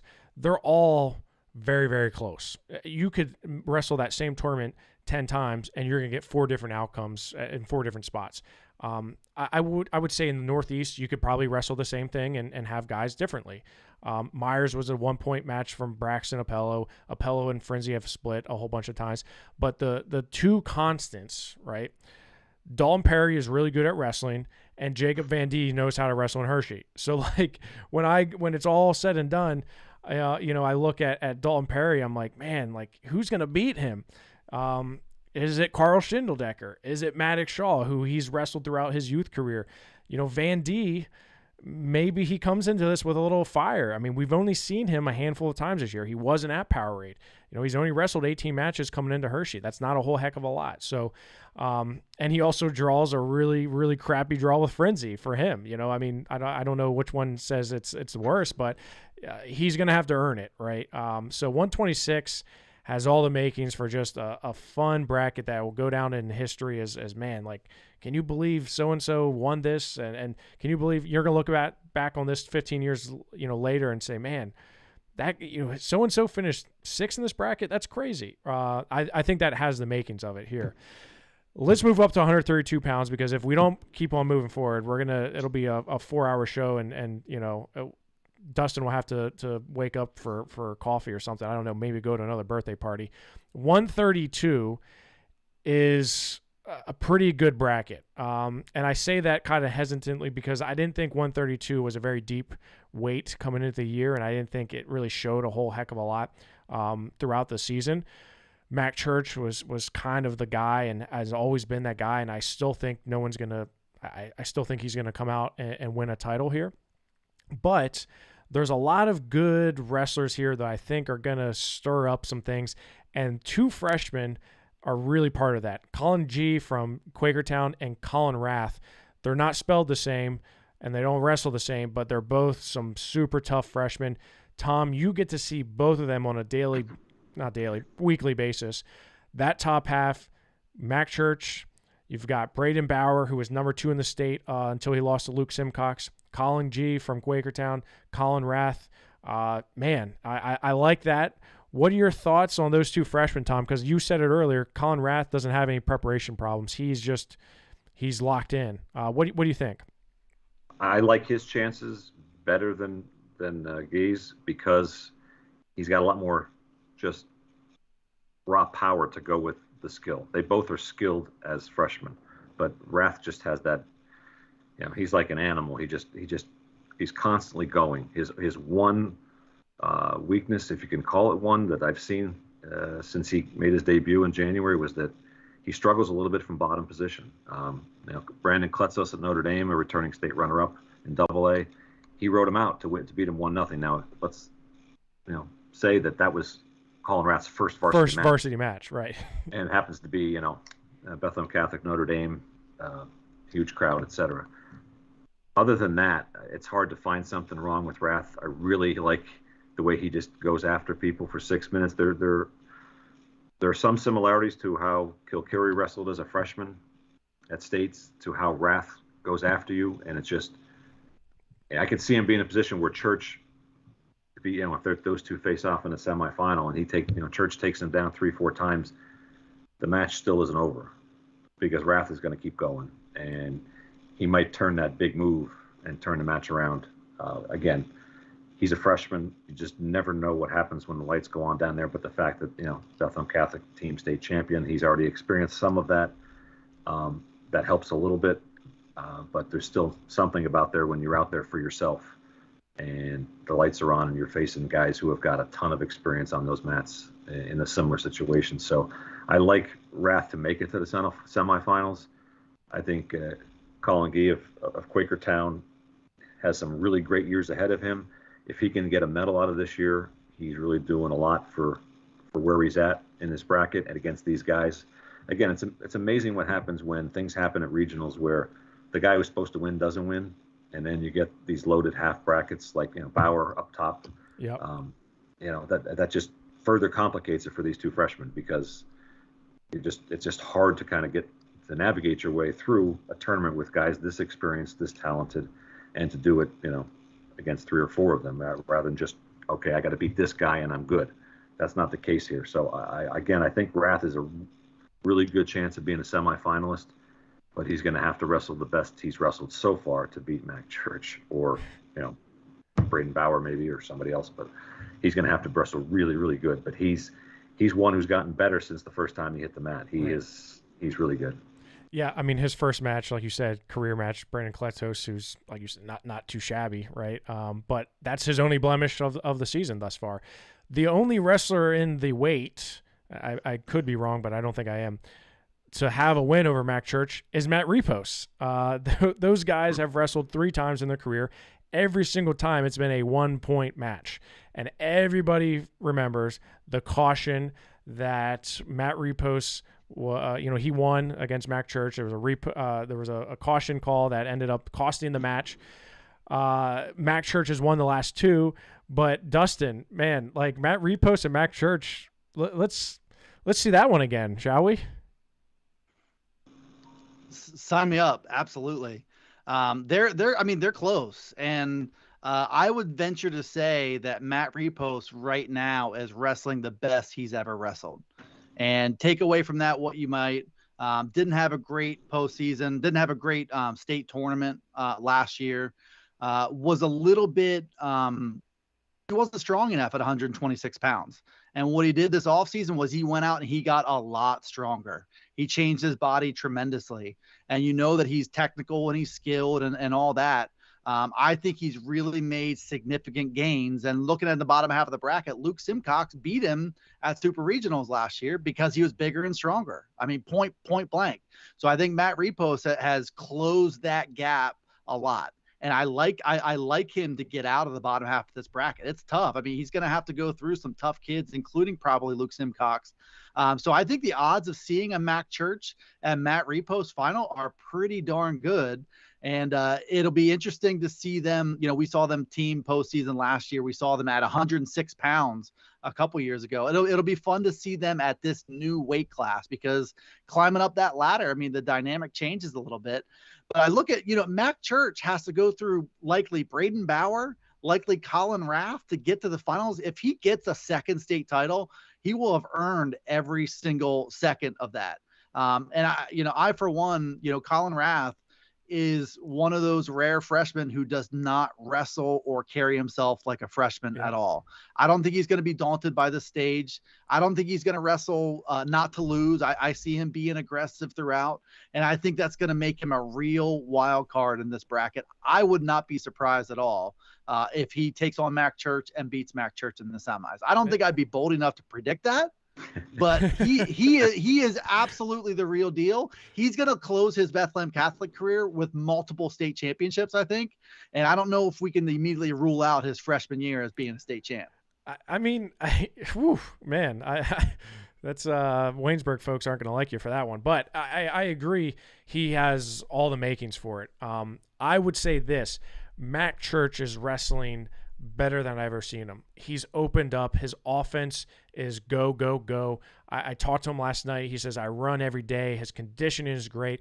His position. There's nobody in the state that has better mat awareness than Mac Church. I can't find anybody else who has better mat awareness. He always knows, where he's at on the mat. He always knows positionally where he needs to be. He's a savvy veteran now. So I will say, I think Mac Church is going to the finals, but look at what he did to Braden Bauer at the PIAA tournament. Wasn't close. He really dominated, I thought. I think Mac Church is obviously the guy that Colin Rath is shooting for, and I think he's going to give it. I think he's going to give it a really good, hard on. If they do actually meet, I think it's going to be a great match. But I look at that bottom half as seeing Matt Repos and Luke Simcox. Luke Simcox is wrestling better than he's ever wrestled before. And that was even considering when he beat Matt Repos last year. I think that's a semifinal, and I think that's going to be a hell of a one, to be honest with you. Chad Ozias, a state 8th place finisher last year, I think he's in the mix. But Repos, I saw him with you, Dustin, at South Central. He looked really, really poised, really good. Got a tech fall in the regional finals. Him and Luke Simcox, I'd love to see that one again, in addition to seeing Matt Repos and Mac Church again. There's a few matches, like the Colin Rath and Mac Church match, I want to see. Selfishly, I want to see that match. But there's a whole lot of other guys here. Tom, Aiden Rader, man, 31-16. Where did he learn? I don't get it. How? I explain that to me. I don't get it. About 7 years ago, the first tournament I covered full-time, Nazareth had a kid who came into districts with a losing record. He gets through the districts. He now has a 500 record, I think. He gets through regionals, and he's got like 18 losses. And I'm like, I'm asking the same question, like, how does this happen? How do you lose 18 times and you're in the state tournament? And the answer is he wrestles for Nazareth. Raiders just at that weight where they need somebody. He's a senior. He's kind of a little goofy and doesn't care if he's wrestling a freshman who is so talented as Rath. He just goes out and does whatever he can to give himself a chance. He's not afraid to take chances. He was thrown up against Rath or Kasak every time they wrestled Bethlehem Catholic, and his job was to not get pinned. And I'm telling you, he fought like crazy a couple of times and was successful to save the team a couple of points. That's the kind of kid he is, and now here he is. He gets, again, this is not the deepest weight in the Northeast, so he saw an opportunity and he took advantage of it. And again, he's not going to survive that bottom half. But to think that this kid, where he's come from, being a non-factor, non-starter, to now a senior with 30 wins, it's just nuts. But again, if you told me he wrestled anywhere else in District 11, I would probably say you're crazy, other than maybe Northampton. Right. But he's just typical Nazareth kid who doesn't have a lot of on his resume, but he doesn't care. So I'll go out and see what happens. Well, who knows? And that's not a guy you want to wrestle, right? That's not a guy you want to match up against. Nazareth in general, I remember Sage Karam. He came in, I think, to regionals with a losing record, ends up, coming close to a state tournament. Of course, he's doing pretty good right now. Aiden O'Shea from Belfont, I like him as well. I think that's a first good round matchup with Colin G. And I also like Ivan Vega. I got to see him a handful of times this year, and he doesn't give up. He's always battling. So, there's some guys that I think outside of the quote big guns, like Mac Church, Matt Repost, Luke Simcox, and Colin Rath and Braden Bauer. I think there's those 6 to 8 range guys are going to be interesting to see how they all shake out. But overall, I think 32, it's just Mac Church is the guy that everyone's chasing, and we'll see if anyone can catch him. Let's go up to 138 pounds, much like Mac Church. And, 106 2 years ago. Look at all these guys here who are now doing big things in that weight. You had, Vinny Kilkeary, Jacob Van D, you have, Mac Church, obviously, Tyler Kasak. Briar Priest didn't make it to the state tournament. Jack Russo didn't make it to the state tournament. All these guys are all scattered now, and they're all just absolutely dominating. Tyler Kasak has been nothing but dominant this year. But 138, you heard it here first. Whew. It's not saying anything the obvious. It's a pretty loaded weight class with a lot of guys who I think are going to cause problems. Pearson Manville is one of those guys who I think is he's so hard to wrestle, man. I mean, he came out of the womb as a wrestler. I think he came out of the room with one of those Halo headgears on. The kid just straight up wrestles. And we saw it at the Escape to Rock, Tom. Manville is right there. I think he's close. I like Lonzy Velma as well from Collinsville. Ali Alicia from Manheim Township. Colin Stone King was an absolute shootout match with Briar Priest. So this is the only weight where we have 2 wrestlers that both won the region and are both state champions in the same weight class. 138, Tyler Kasak won it last year. Briar Priest won it last year, beating Dylan Chappell. Tyler Kasak beat Carter Dybert. So two guys that had big wins in the finals. Now they're on separate sides. Landmines galore. Kelly Kakos and Colin Stone King, 2 guys that were state medalists last year. Dom Findora, just a complete workhorse. I love the way he wrestles. Carter Davis, Nate Stone, good early round matchup. Tom, I'd like to know more about Brian Hurd from Abington Heights. I remember watching him when he was in youth. He's 34-7, was second in the Northeast region. He's wrestling pretty tough right now. And of course, Briar Priest down the bottom half, Jake Dune. Man, Tom, 138. There's a lot to be excited about here. Yeah, I think there's going to be a lot of drama. I really do. But I would be shocked if we're not talking about Kasak and Priest in the final. But this Hurd kid, again, I had never seen him wrestle before until this weekend. He looks like he's a freshman. He's built like a freshman, but you can see that he knows how to wrestle, except against Kasak, who takes apart most people. But you can see this kid, he's got a frame that he's going to be a really good 160-pounder real soon when he hits the weight room hard. Once he takes all this experience with him into next year, he was the one who I took away from the regionals being most impressed with a kid I had not seen before. He really looked good. Manhandled Jake Doon in the semis. I was not surprised based on what I'd heard about Hurd, but he was every bit as good as what I had been told. And again, I think his time will come, but I wouldn't be surprised if he can win a couple of matches in the championship bracket. But again, we're talking, I think clearly another level when you talk about Briar Priest in that bottom half, and even Findora maybe.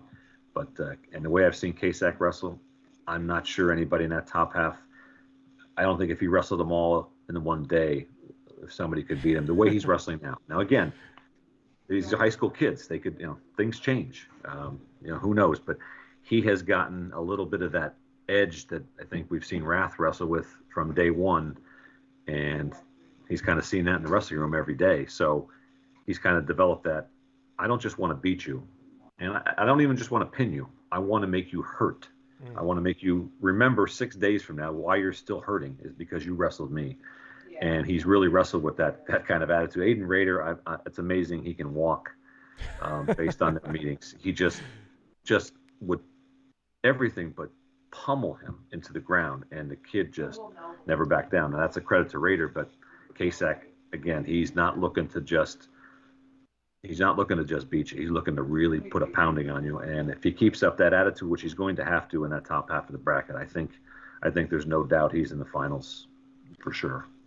And you look at the bracket, Dustin, I'm pulling it up on the screen now. But you look at the top half, it's clearly the better half. Kelly Keiko's state medalist, Colton Stone King state medalist, Ali Alicia, a guy who was a state qualifier. Lonzie Velma from Collinsville has 2 wins over Colton Stone King. Pearson Manville, beats Briar Priest in the Powerade tournament. Let's not forget that. Pearson Manville, he has a quality win over Briar Priest, and I really like that first round matchup here with him getting the winner of that Lonzie Velma and Ali Alicia.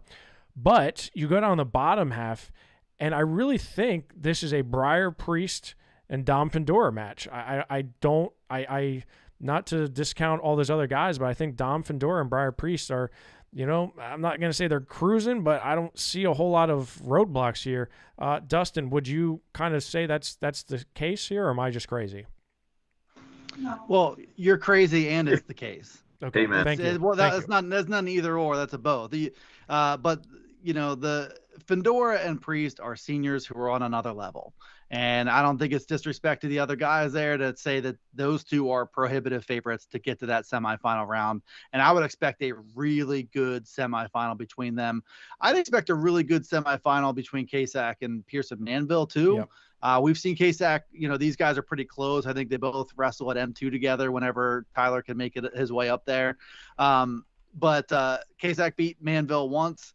I would expect it to happen again. I feel like to piggyback off Tom, no disrespect to anybody else in this bracket, but I think Kasak is on another level from all of them. And that includes Briar Priest. That includes Dom Findora and Pearson Manville. I think very highly of Tyler Kasak for good reason, obviously. But I think this year he just looks like he's taken it to a whole new level. And if he doesn't end his career with 3 state titles, I will be very surprised. Well, a guy who we know that can run through brackets, Carter Davis, didn't have a great South Central Regional, but boy, did he have a hell of an Ultimate Warrior tournament taking out guys left and right. He's somebody I don't want to see right out of the gate like Nate Stone, but he's got to wrestle better than he did at the South Central Regional. Eric Dominguez from Souderton, we talked about him, Kansas State champion. Here he is on the bottom half. If he beats Jake Doon, you get a date with Briar Priest. Welcome to Pennsylvania, right? So I'm excited to see how it all pans out because you're right. Tyler Kasak is here, and I'd say you got Briar Priest, Pearson Manville, Dom Findora, and another bracket tier, but you can't discount Colton Stone King. You can't discount Lonzie Velma. You can't discount Ali Alicia. And like Tom said with Brian Hurd, I mean, these are guys that I think just are going to show up to wrestle, and they're not going to care that it's Briar Priest or Tyler Kasak. But I will say, Tom, all sense is pointing towards a Briar Priest Tyler Kasak finals, and that should be a good one. It's the only one that we could see two returning state champions go head to head. 145, another returning state champion. That's Finn Solomon. He won an absolute barn burner against Ty Waters, ultimate tiebreaker match. Man, that was worth the price of admissions. I don't care if every other match was boring. Watch that match. That was just one of the best matches of the tournament. I'll put the bracket up here on the screen. So Finn Solomon at the top, Nick Foster, Nazareth. You know, he gets second in the Northeast region, Tom, and he gets a date with Riley Bauer, returning state medalist, going to Bucknell along with his brother, Braden. Michael Trainer, Dustin, from Octorara. Had a great tournament, winning some big matches there. Griffin Walliser from Central Mountain, the sophomore that's finally breaking through. You know, you can see looking at his record, he's had some bumps, but he's battle tested. Chance Babb from Boyertown, another guy who's just been around forever. I'm not going to look past Drake Burford. He can pin just about anybody, anywhere, anytime. But on the top half, I like that Bauer and Foster match. I think that's going to be a really good first round matchup. I think Trainer and Walliser should be a good first round matchup as well. Although if Trainer wrestles like he did in the South Central Regional, I think he wins it. Drake Burford, don't sleep on him. Guy can either get pinned or he can pin somebody. Him and Austin Smith should be a good one. But you go down to the bottom, Andrew Harmon from Bethlehem Catholic is back. He's healthy. I like the way he's been wrestling recently, but boy, this guy right here, Ty Waters, watch out for him. You know, 2 years ago, he beat Mac Church at 106 pounds in the section tournament, ends up being a state qualifier. Last year, breaks his knee at Powerade. He's out. Now he's up at 145. He and Finn Solomon split matches before that finals match. I really like Ty Waters. If you guys haven't had a chance to see him, go watch some film on him because he's fun, he's funky, and that was a hell of a match last night. But then you also have Mohammed Sazarinov from Council Rock South, who he and Regan Lefevre have wrestled before. Lefevre has a win over him. They wrestled at the Hurricane Classic. And then there's a guy that many people probably have never heard of. His name's Jude Swisher. You know, he kind of has a podcast. He's really active on social media. Jude Swisher's down there in the bottom half. I love this bracket because it's not really, you can't say one side stacked versus the other. I think this is a very well-balanced bracket with a lot of different opportunities for this one to go different ways. Jude Swisher, let's not forget, has a win over Finn Solomon this year. You know, that to me is a big indicator of where he's at. But Finn Solomon, physically a different wrestler than he was back earlier this year. He was a little bit undersized for the weight. He looks stronger and leaner at this weight now. I'm excited. Guys. Tom, we'll go to you first to see what are your thoughts here at 145 pounds? Well, with Harmon, it's almost an advantage for him that he missed a good portion of the year because he was never the strongest kid. But in rehabilitating his ankle, he got a lot stronger, and he has shown it. Again, he has manhandled Foster once. He's beaten up Fritz multiple times. He's just strong. He has admitted that last year in the postseason, he may not have been the worst wrestler in the bracket, but he was the weakest wrestler. This year, he's felt like he's been stronger against everybody he's wrestled. So that is a huge difference for him. You could tell he's a much more confident wrestler because he knows he can get in some positions and not be in huge trouble. But for him to say that he's going to beat Ty Waters and Jude Swisher to get to a final that with potentially Finn Solomon, that's a big ask. But I think he's the only threat. I think he's the biggest threat to those two on the bottom half of the bracket. There's no question about that. He has really looked good. Again, Nick Foster, I don't think scores enough. Confidence, again, a big deal with him. Again, here's a senior. Really, this is his first full year starting. He's had all kinds of situations that have kind of stunted his development. But he's a real nice kid. He's a real talented kid. But that to get Bauer right off the bat, and then you're looking at Finn Solomon. That's a lot to ask of somebody who just doesn't have that kind of big tournament experience more than anything. But I mean, there's just I'm pretty confident in the four we talked about at 138. Here, I think there's a couple guys that could, again, down the bottom, you've got Swisher and Waters. I don't know. Yep. I don't know. That's, if they wrestle 3 times, you're going to get, 3 different types of matches. You just don't know. And, you can't discount Bauer up top, but I mean, it's hard to bet against Finn Solomon coming out of that top half of the bracket. And, again, whoever comes out of the bottom, it's going to be a great final. But I think here we've got like 5 kids for those top 4 spots that we can pretty much hone in on. You look at Waters, Swisher, and Solomon. Obviously, I think those guys are all pretty equally matched. Shane Kibler from Abington has a win over Michael Traynor this year, but I think you're right. You look at it when it comes down to brass tacks. You have those top guys like Finn Solomon and Jude Swisher. Ty Waters is I don't think he's too far, right? Obviously, he was an ultimate tiebreaker, loss away from being a regional champion and things being very different. So this one's exciting because I like those 3. I like Harmon, and I like some of the other guys in the bracket. But there's going to be a lot of fireworks here early and often at 145 pounds. Dustin's getting tired. We got to pick up the pace. Dustin, I know you got to – I know – do you want me to read you a bedtime story after this? I'll do it. 152 is pretty wide open because there's not a guy here that I'm saying, yes, this is the guy we're definitely, hunting here. Dylan Evans has been really, really good this offseason. Was 3rd in Fargo, placed at Super 32, just really knocked down a lot of doors. But, he's had some setbacks. He's had some injuries. Dom Frontino, same thing. Had some great strengths and some good performances, but had some setbacks at the South Central Regional. I don't think he looked great.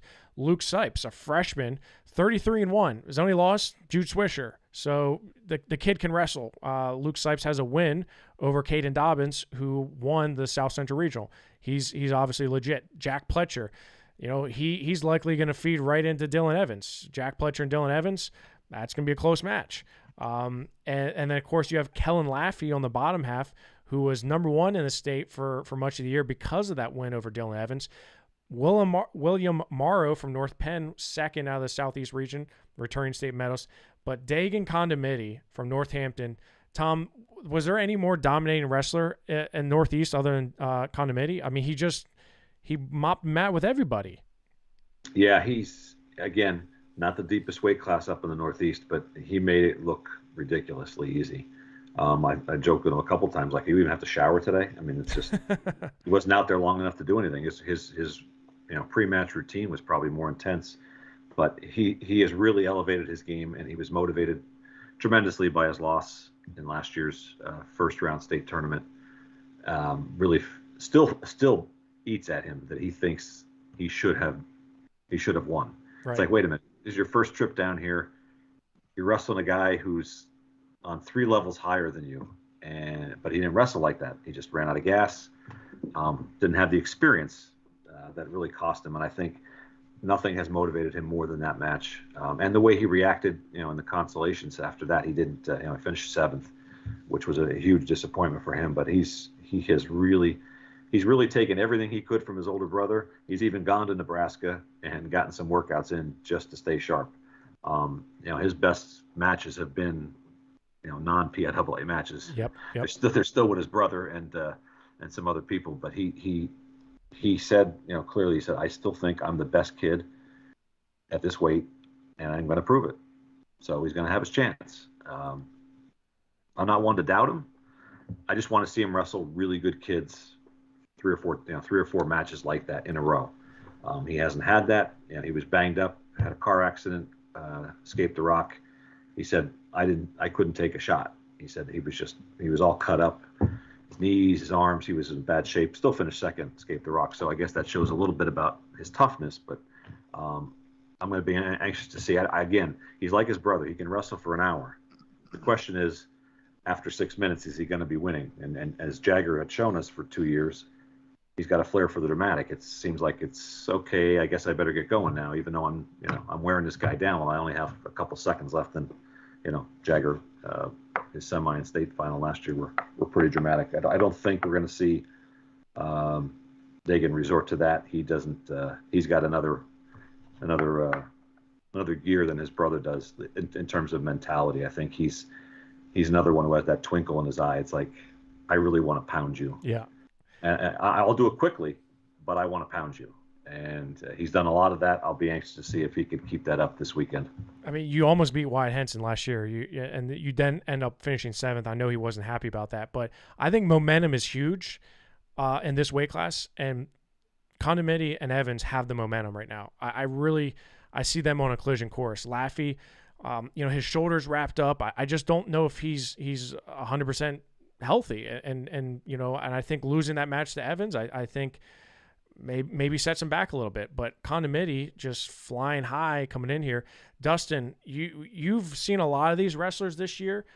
What do you make of 152, and can anyone really top those two guys that we have been talking about? I would agree. I would call that a collision course. I mean, for Dylan Evans to have beaten Kellen Laffey last week, that's a really good jolt of momentum going into this week. That top half of the bracket is his to lose, I think. But you're gonna have to go through probably Jack Pletcher and Dom Frontino or Jake Daly is an interesting test in the quarterfinals. If Luke Sipes can make his way through, we'll see. And by the way, Tom, to see all these Nazareth kids with 12, 13, 14 wins, you talk to coaches and coaches are like, I'm trying to get opportunities to get my kids losses. Well, Dave Kroll has taken that to just a ridiculous level because all these guys are really, really good. But I think it has a way of like, there's so many of these Nazareth kids who aren't even close to being favorites in their weight classes. A handful of them are going to make some noise, because they've been through the ringer this year. I don't know if that's Dominic Wheatley. Maybe he gets out of round one. Maybe he uses that experience and can beat Luke Sipes. I mean, he's capable of making some noise here too. But ultimately, Dylan Evans has been here before. He seems to be peaking at the right time. Same thing with Condimenti. We'll see if Kellen Laffey can kind of make some noise. You've seen Caden Dobbins. You've seen Laffey. If Caden Dobbins makes it into the quarterfinal rounds, can he beat Kellen Laffey? I mean, I think he can. Yeah, I mean, he wrestled really well at the South Central Regional, and I think these guys aren't separated by a whole lot, and we're going to talk about that at 160. But these guys aren't. There's not a whole lot of separation between them. So yeah, I absolutely do think he could beat them. And I think Caden Dobbins won the South Central Regional, which, by the way, Caden Dobbins, Dominic Frontino, Griffin Gonzalez, JT Hogan, put them in a blender and one of them comes out. They're almost the exact same guy, all four. That weight class in the South Central, for better or worse, there just wasn't a lot of separation there. I don't know how that plays out in this one, but Dobbins earned it, and he did it with the top position. He beat a state qualifier in Gabe Belga in the semifinals at regionals because he turned him in the final seconds. He was on top with a 1-0 lead against Dom Frontino in the third period and held him down really without much dramatics in the finals there, and he earned it. Now, can that top position win him a match or two along the way? Here, we'll see. Let's go up to 160 pounds, and I'll put the bracket up on the screen here. Jared Kessler on top, and man, this is we could potentially see a 1 versus 2. Now these rankings are gonna change because this is what they were coming into the regional tournament. But Matt Collegesi loses in the finals of Southeast Regional. He was number 1 in the state. Kessler was number 2. They're obviously gonna change, but Kessler, man, he's very much poised. He looks like he's just locked and loaded in. I don't see anyone stopping him in this weight class. I really don't. I don't think Collegesi is going to stop him. I don't think anyone else in the bracket is going to stop him. But you have some other guys here like Enzo Merlacci from Kiski area, who I really am a big fan of. Him and Macon Myers, I think, is going to be a great first-round matchup. And I think the winner there has a good chance of maybe getting Kyler Everly from Mifflin County, who I think has been up and down this year. He has a win over Ryan Garvick from Central Dauphin, who I think is peaking right now. So, in the top half, I think Jared Kessler, it's Jared Kessler's all day. I really, and that's not to discount Matt Collegesi, but Kessler's just wrestling lights out right now. He's healthy, he's strong, and I think he's just locked and loaded. On the bottom half, Ryan Garvick, I think he's peaking at the right time, but he's going to be tested. Sean Taylor, I'm a huge Sean Taylor fan. I think this kid is only as a sophomore, like Garvik, has went leaps and bounds this year, and I think he has a very legitimate shot of potentially, making out to the semifinals, maybe in the finals. Landon Muth is also there on the bottom half. Chase Barlow, who had that win over Matt Collegiesi, 32-2, and Chase Kranitz, a returning state medalist. He's a guy who has been there before. He's a little banged up, but he gets hot. He's going to be winning some matches here. So, Tom, I'll start with you. But what are your thoughts on 160 and the Northeast region? Maybe a little bit. I would say Ryan Fairchild is definitely peaking at the right time, but he's on a top half that's really stacked. Yeah, he for winning a regional title, he got a really bad couple of potential matchups here. Love the kid. He's as strong as an ox. But he's just kind of figuring out that when coaches give him instruction, whether it's in practice or on the mat, you should probably listen to him. He basically said, until like the last month, I didn't listen to anybody. And now that he's kind of understood some things, I mean, Muth abused him the first 3 times they met last year, and now he's beaten him 2 weeks in a row, in postseason pressure situations that, he didn't have a whole lot of experience to draw on. But again, he's in a tough spot.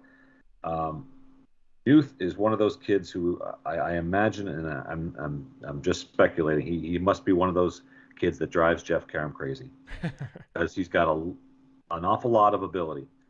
He can score a lot of points, but for whatever reason, when we get to the third period, he doesn't have anything in the gas tank. And then we've talked about that with some other kids earlier in some of the earlier brackets.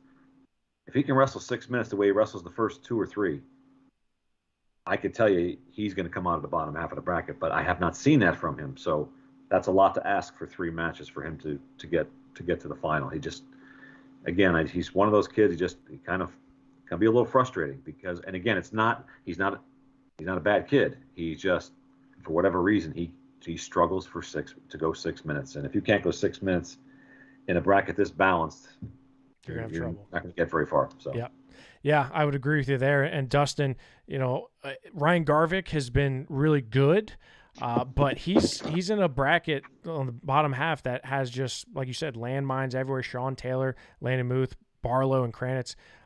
Is the Ram going to be able to have a chance to get through? I mean, if he carries what he did at the regional tournament here, and I think it was a mindset thing as much as anything, Ryan Garvik has the ability to kind of scramble out of sticky situations, but he also had a certain bit of complacency that allowed himself to keep getting in those sticky situations. And what he did last week, or 2 weeks ago, I should say, was attack and set the tone with his offense. If that's something he's able to continue doing at the state tournament, I think there's a lot of different scenarios on the table for the bottom half of this bracket.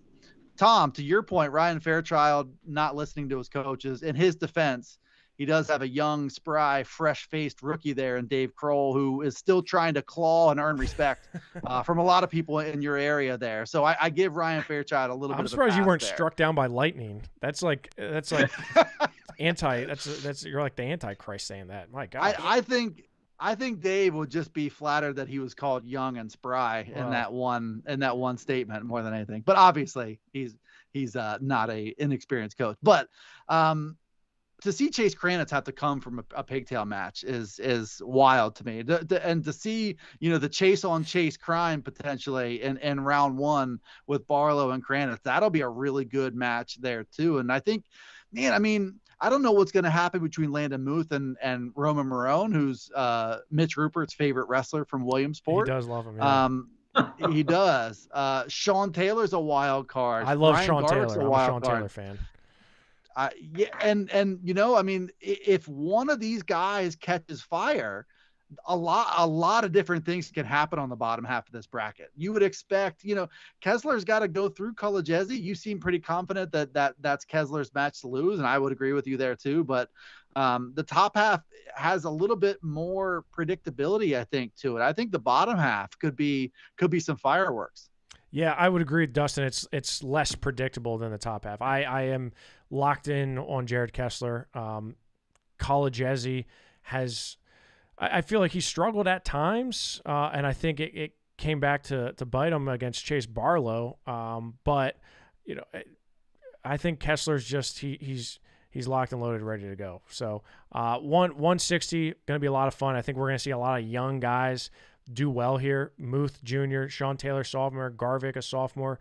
There's not a whole lot of seniors other than your guys like Kessler, Collegesi, Everly, Merlacci.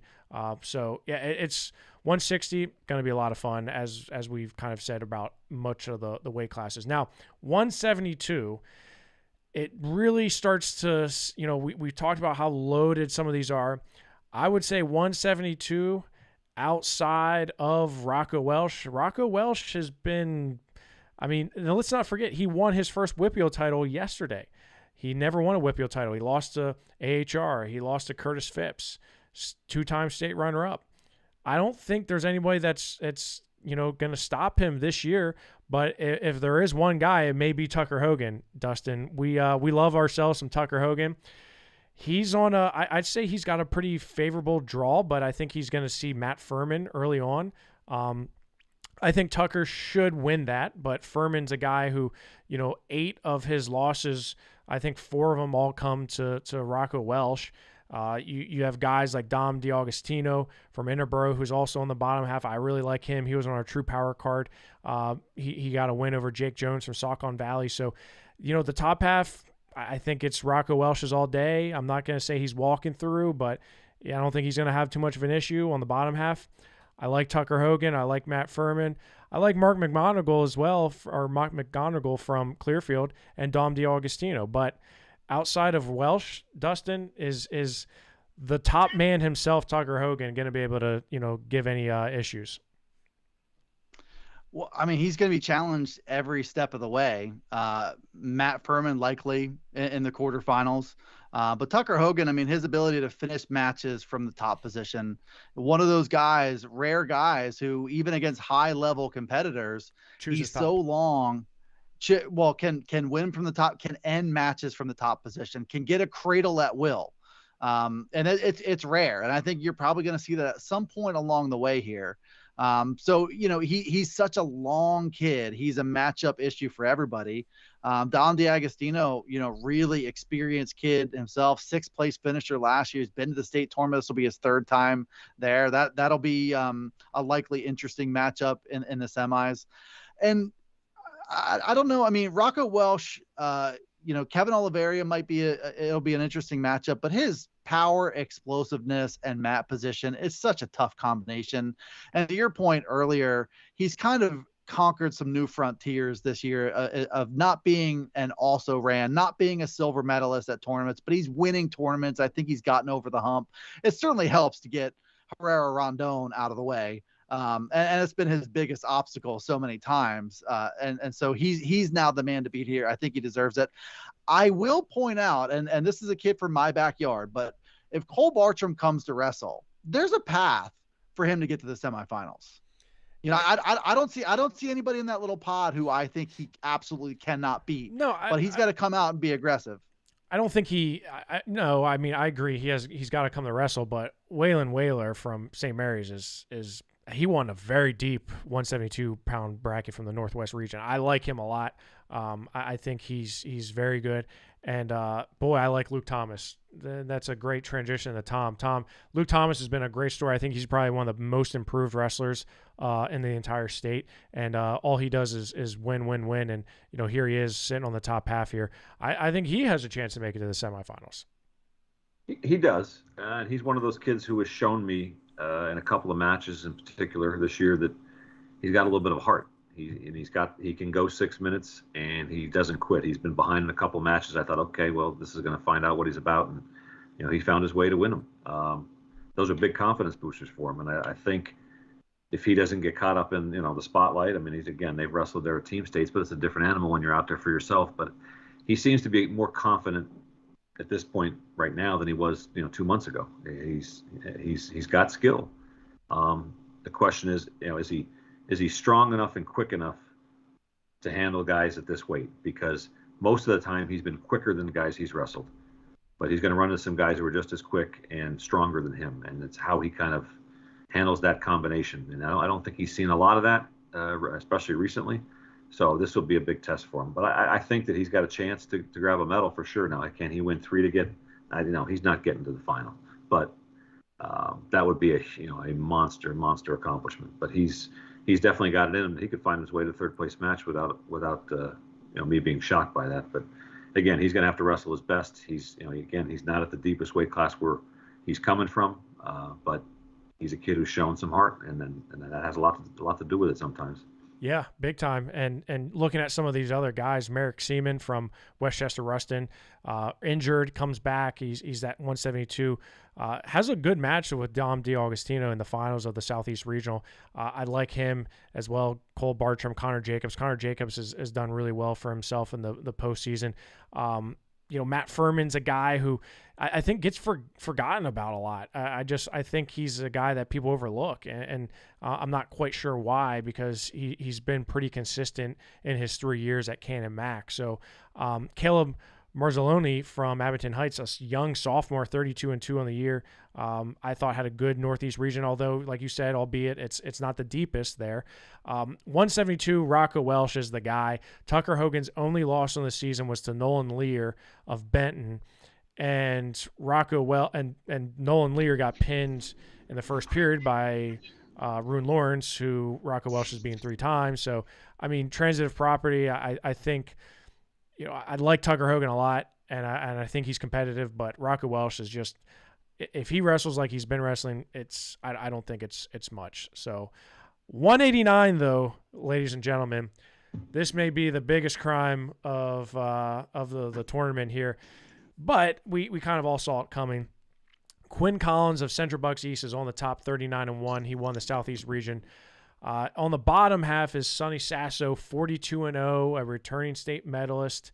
But unfortunately, you got maxed out from Mount Lebanon, a senior, 38-0 on the bottom half. It's funny because Sammy Sasso was on the same side as Luke Pletcher. They wrestled, I think, in the quarterfinals of the state tournament one year when that was clearly the finals. And, I'm not discounting Quinn Collins, because Quinn Collins is he's really good. But you have 2 undefeated, nationally, top 5 guys on the bottom half. It just leaves a sour taste in your mouth. Tom, you and I talked about it before the show, and it's not what you want for the fans. No. And again, how do you ignore a guy who's been a state champion? I don't care when it happened. We've seen it's not only at this weight class. We know what's happening in AA with a 2-time state champ. It's just silly. The guy won a state title. He obviously beat really good kids to do it, and the fact that he got hurt shouldn't be penalized. And yet he's being penalized, or Sasso, depending on who doesn't win. This should be the final. And I don't know what the system is to fix it, but this is happening multiple times. It's got to stop. Again, it dates back to the older Sasso. It's just silly. And these 2 guys are head and shoulders above most everybody else in this bracket. And it would it would be an upset if either one of them lost to anybody else in this tournament. Right. Whether, whoever loses in the semifinal drops, whoever beats, if someone else beats him, it's a huge upset. And again, I've seen Collins wrestle. He's really good. But now you have these 2 guys who are above him. And now he gets that path to the final. And again, not to discount Shoemaker or anybody else up top, but I just don't see it happening. But it's a shame that this isn't going to be a final. I don't want to say too much, but it's just Sasso. I mean, he did get taken down 3 times in the semifinal at regionals. I don't think he was taken down 3 times all year. Right. But he was taken down 3 times in about 45 seconds, and then 10 seconds later he won by pin. So he's really good. I didn't think he would be this good this year. He has just train wrecked everybody. I felt bad for some of Wayne McIntyre is a really good kid, a really good wrestler, but the last 2 years he just has run into Sasso, I think, 5 times, and it's just not been close. I feel bad for the kid. He's trying to make more history there at his program. First one to make it to the state tournament to begin with, and now if he can get a medal, that'd be even greater. But again, Sasso and Stout, it's just a shame. It's Sasso. Well, first of all, I can't believe the disrespect you put to Lenny Pinto. Max Stout lost in the state finals to Lenny Pinto, and I mean, you of all people, shame on you, Tom. I know, a slip of the tongue. Slip of the tongue. I know. But I had you don't do it much, so I had to do it. Well, and there were some people who didn't think he was pinned, but again, well, you're right. There are some folks out there, but it was. So my brain might have been boy, that was a fun match. Sonny Sasso and Dagan Condomiti, I think, are both two guys that have made significant jumps considering where they finished in the state tournament last year. Both those guys, I just think, have turned the page. So I would agree with you. Sonny Sasso, Max Stout in the semifinals, likely could be a finals.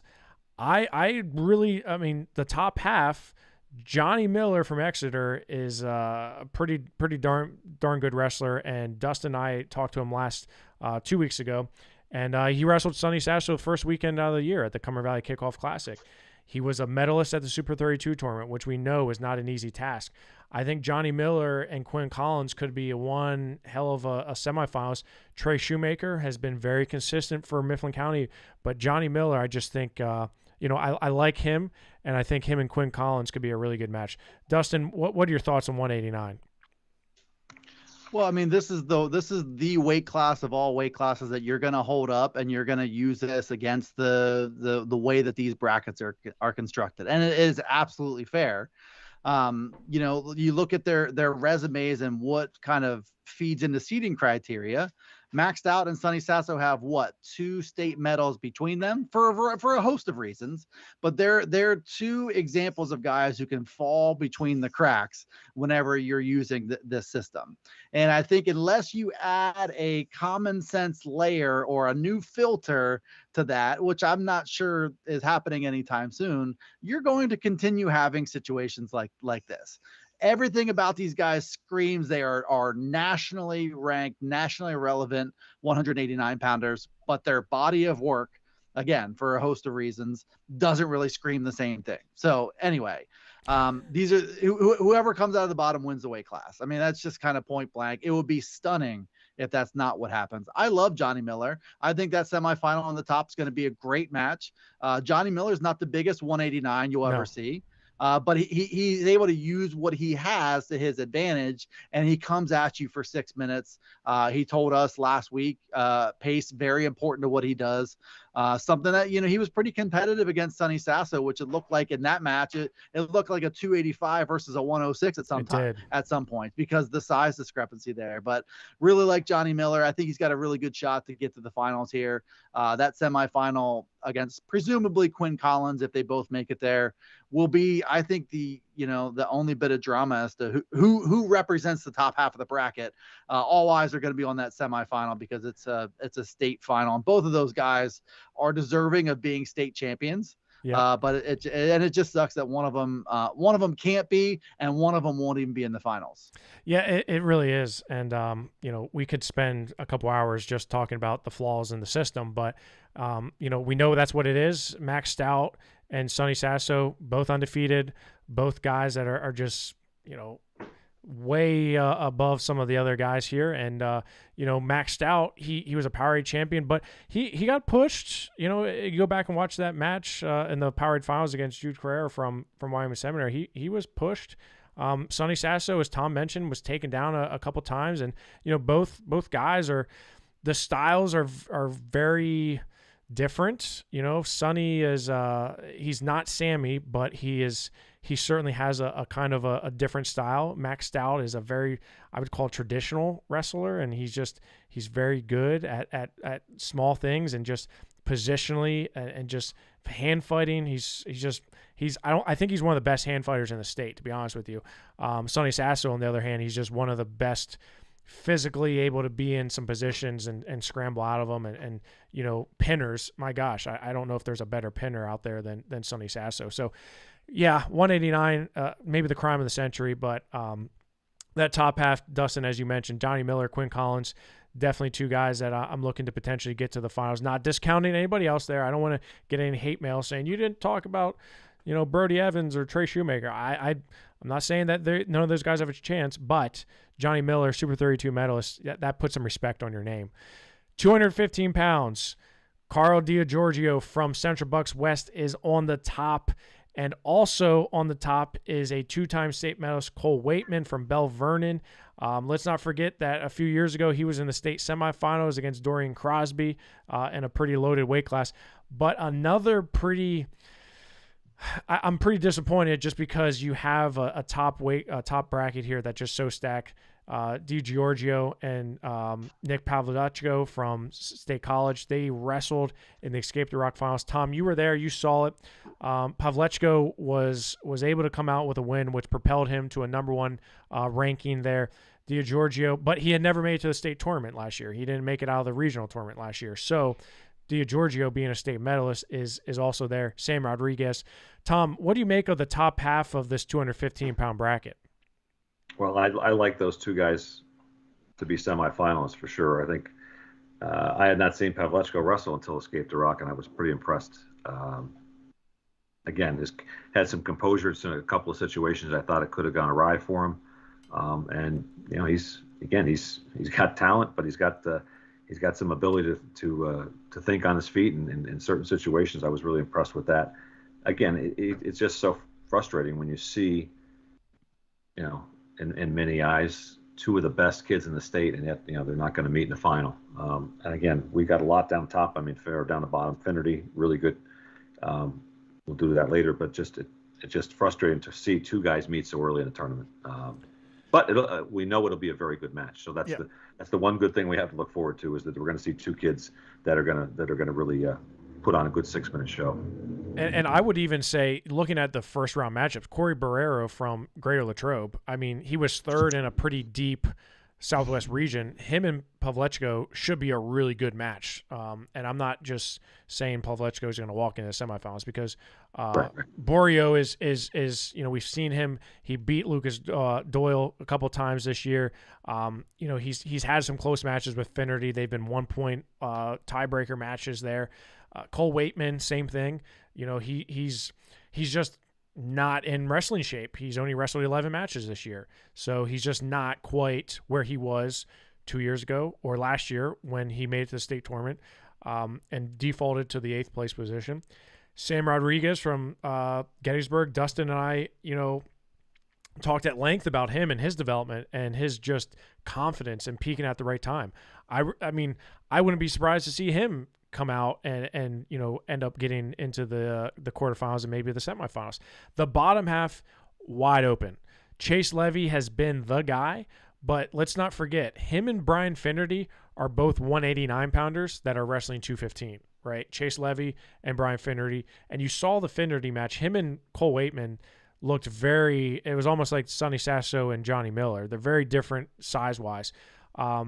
Chase Levy, it hasn't quite caught up to him yet. He was in the Northeast region. 215 wasn't very deep, so he didn't really he didn't have his size exploited. But and Brian Finnerty, same thing. I think he's gonna have a harder time with some bigger guys like Travis Armstrong or Anson Wagner, or even Lucas Doyle. To be honest with you, Lucas Doyle is Lucas' brother Joey. I mean, he's huge.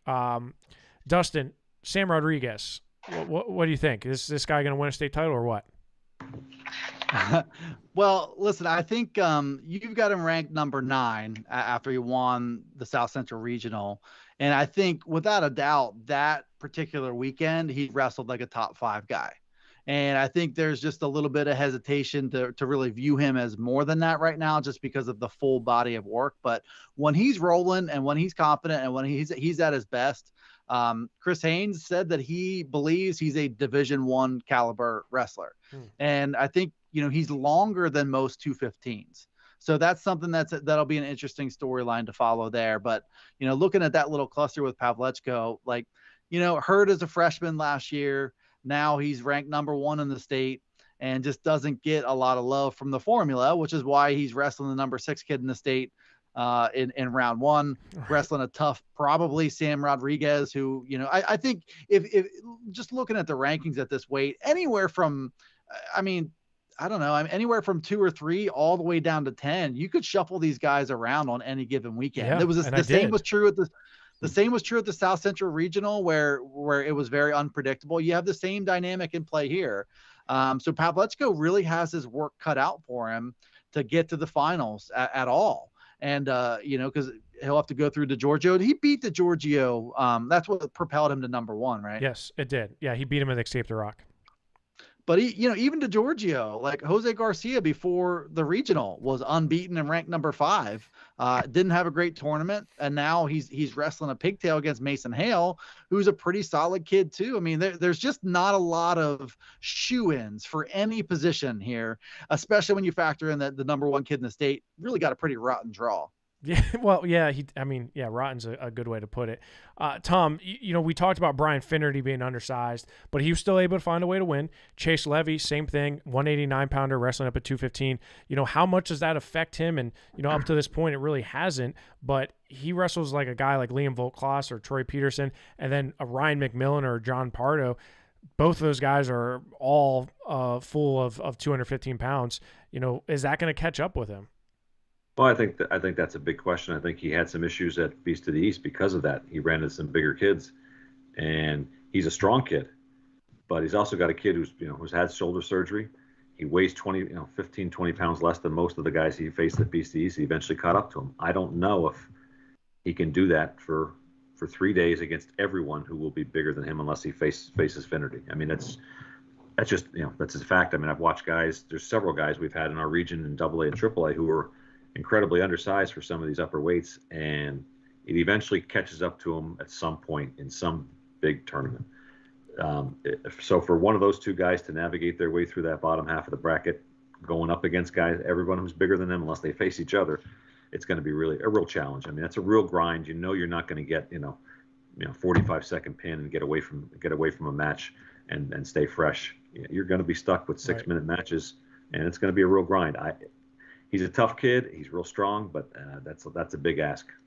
You know, Dustin, I'll echo what you said about shuffling between like a 2 and a 12. Like, I mean, honestly, just obviously I do the rankings every week, and those switched up and changed so much because 215 was just one of those weight classes where you had guys beating other guys and some results that just didn't make sense, right?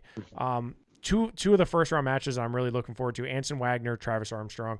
Travis Armstrong from Central Dauphin East. He is a man. I mean, he threw Ryan McMillan down like it was nothing. It's just, hey, can he put it together, right? This is a huge test for him. And then obviously Borio and Pavlechko, 1 versus 5 in the first round. That's an exciting matchup. So I'm definitely looking forward to that one. But 215, I really, outside of DiGiorgio and Pavlechko, I wouldn't be surprised if we had 4 different guys come out from the bottom, whether it's Finnerty, Wagner, Armstrong, McMillan, Levy. I don't know. Lucas Doyle is pretty tough, and you just don't know. So I think 215's it's been such a highlighted weight this year because the top 20 are all really good. I think they're all really solid wrestlers, and we're starting to see that kind of pan out here in the postseason. Like you said, Dustin, Jose Garcia, undefeated 2 weeks ago, 3 weeks ago, he was the number 5 guy in the state. DiGiorgio's number 2. That's a top 5 matchup in the first round. So a lot to look forward to at 215, which we don't always say, right? Sometimes it's just like, 215, right? Same with heavyweight. Heavyweight, I would say the same thing because you go up to heavyweight, and my gosh, we have a lot of good wrestlers here and a lot of good first round matches. We'll look at the top right away. Sean Kinney, returning state second, was about 1.5 inches away from winning a state title last year. But Nate Schoen has some superhuman strength that he's able to throw a 275-pound wrestler off of him. Frederick Redder from Quakertown, really good match in the finals with LaVenture from Upper Darby, loses that one. So he's rewarded with Noah Tustin in the first round from Waynesburg, a guy who's just really excelled since moving up from 215 to heavyweight. I love that first round matchup between Redder and Noah Tustin, with the winner going against Sean Kinney. Now, Sean Kinney did wrestle Noah Tustin at the team state tournament, and really put it on him once he got warmed up. Charles Cruz, another Mitch Rupert favorite from Williamsport, won a deep Northwest Regional. He gets a very hot Stone Joseph right now, who's making his first trip to the state tournament. Trevor Gallagher, also there from Gettysburg, kind of won a weird weight class there where Lane Schmick ended up finishing third there. Sean Kinney, Redder, Tustin, Cruz, Gallagher, I think all those guys are in the mix. Dustin, we'll start with you. We've seen a lot of these guys go at it head-to-head a few times this year. What do you make of 285, and is it just going to be another Sean Kinney, Matt Cruz match that we've seen about 14 times? Well, I mean, Cruz has some work to do to get there, and Sean Kinney, looking at Noah Tustin and looking at Stone Joseph and Charles Cruz and Trevor Gallagher too. There's some formidable guys in the top half of that bracket, but Sean Kinney's combination of size and skill and technique. I mean, he's such a smooth heavyweight. Just to imagine him not being in the finals, I can't even do that. But looking at the bottom, I mean, Julian LaVenture is a tough out. Leighton Schmick, I mean, I feel like, going into the South Central Regional, he was your number 4 heavyweight, right? Right. He gets dinged, and rightfully so, because he got pinned by Tyrese Washington of Manheim Township in the first round. But, that experience might be pretty good for him, because he had to battle and he had to fight through it. He had to win 4 matches in a row to get third and be here. Tough draw in Matt Cruz from Easton in round 1. I would also say that Leighton Schmick is a tough draw for Cruz. Like that matchup is Schmick is a 3-sport athlete: lacrosse, football, and wrestling, and he's just a handful because he's big and athletic. And if he puts it together, I mean, he's tough for anybody. So that Matt Cruz matchup will be a good one, I think, in round 1. And I think McChesney and Oliver Billett from Clearfield. I mean, there are some really good wrestlers in the bottom half of this bracket. I would, in the end, I kind of expect Chalk to win out, looking at McChesney and LaVenture. But, there's some different scenarios in play here, including Matt Cruz, who looks really good. You just see him, he got over the hump with Sean Kinney early this year, hasn't been able to kind of replicate that. But you take those losses out of play, I mean, you could make a case that he's the second or third best heavyweight too. So you have some unpredictable stuff in the bottom half of this bracket too, which is good, because I think the top half will be pretty predictable. Well, did you forget to look at the bracket and see a guy named Billy McChesney? I said McChesney. Did you? Yeah, I said Chalk's going to win out. I like McChesney and LaVenture. No. Undefeated, I mean, I'm 34-0. I'm not going to gloss over. Returning state medalist. Hey, come on. Him and Belade from Clearfield have wrestled before a couple years ago at the state tournament. Tom, Matt Cruz and Sean Kinney, has Matt Cruz's window closed, or does he still have another shot potentially? Well, if Kinney wrestles the way he did in the regional final, the window's shut. Kinney wrestled more like an 89-pounder. He has that agility, he has that athleticism, he certainly has that meanness in him. But at times it kind of goes away. It went away last year. I mean, you expect it as a freshman. It went away last year in the super regional final. He loses to a kid who's like 70 pounds less than him from West Scranton. I mean, it should never have happened, but it did. And then, like you said, he came within an inch or so of winning a state title because he wrestled for 6 minutes, not like a heavyweight. And he's made that adjustment. I haven't seen that yet from Matt Cruz. Matt is more of a throwback kid, strong as an ox, really tough kid. He's not going to back down, but he's just not confident and aggressive enough in his offense. And that's kind of caught up to him against Kinney in particular, because Kinney went right after him and got a quick takedown on some adjustments he had made in the room. And I think we have to see that from Cruz before I can say he can survive that bottom half against some really good kids and against some kids who are athletic. I wouldn't say Matt Cruz is athletic. Now, he's not Stone out there, but he's not as athletic as some of these other guys we're talking about. So if he's going to use that size and strength, he's got to really get himself in motion a lot sooner than he does in some matches. But Kinney, I really like the way he's kind of developed. He lost a lot of baby fat, and he's added some real muscle. And again, he doesn't wrestle like a heavyweight when he's engaged. Excuse me, when he wrestled Tustin at Beast of the East, that was over pretty quickly. And once he got going against Tustin in the state team duels, there was clearly who was the better guy. But he's got to be engaged the whole time. Otherwise, there will be a pitfall here. Julian LaVenture is my question mark, right? His only loss is to Nick Feldman, which, Nick Feldman has beaten Sean Kinney.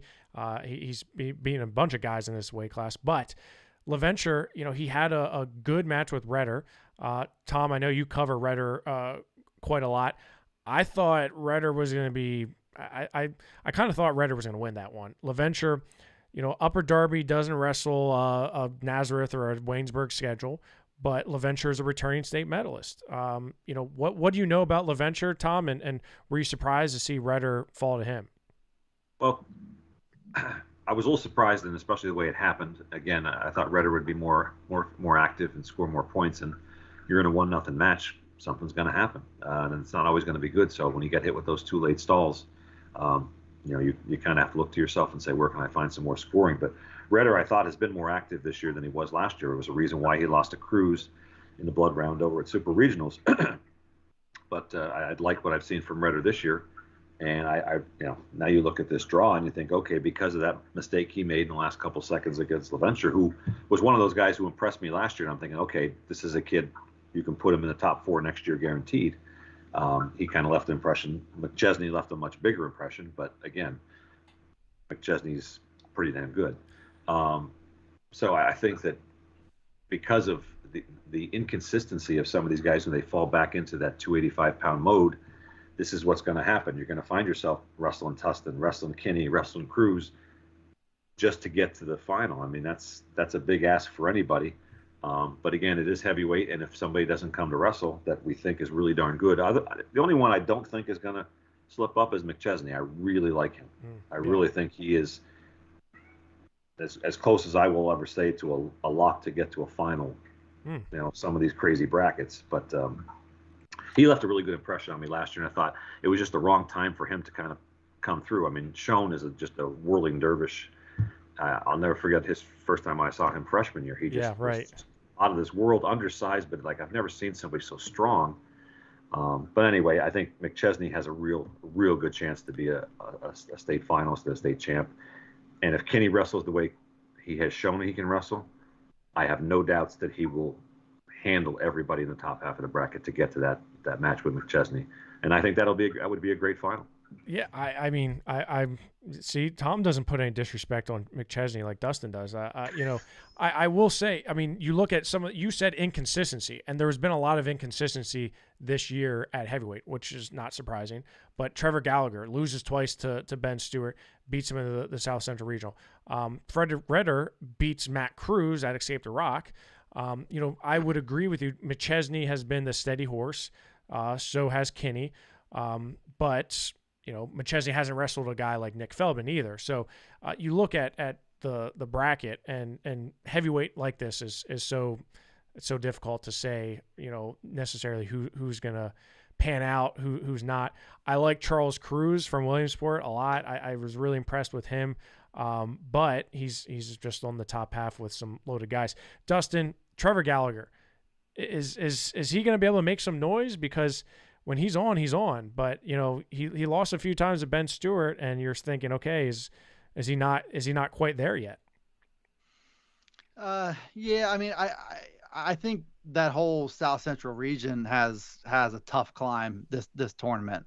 I don't think you could say the Leighton Schmick would be the favorite against Matt Cruz. That's kind of that's a good match.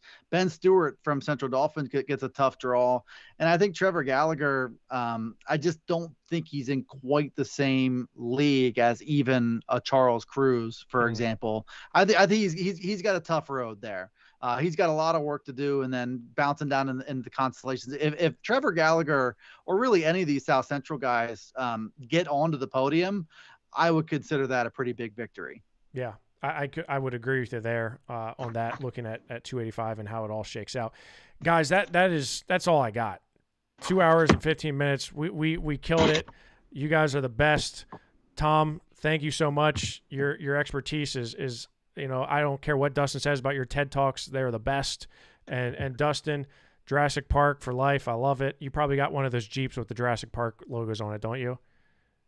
I'm working toward it. Okay. Working toward Well, it. And Jeepers Cats, would that be awesome? Jeepers Cats, that would be great. Tom, Dustin, I can't wait to see you guys in Hershey. It's been a lot of fun. Thanks for tuning in to the PA Power Hour ×2. But we're gonna sign off here. We got updated rankings coming. We got a whole lot of stuff coming at you in the next couple of days. It's Hershey week, so you know we're about doing big things here at PA Power Wrestling. Until next time, we'll see you.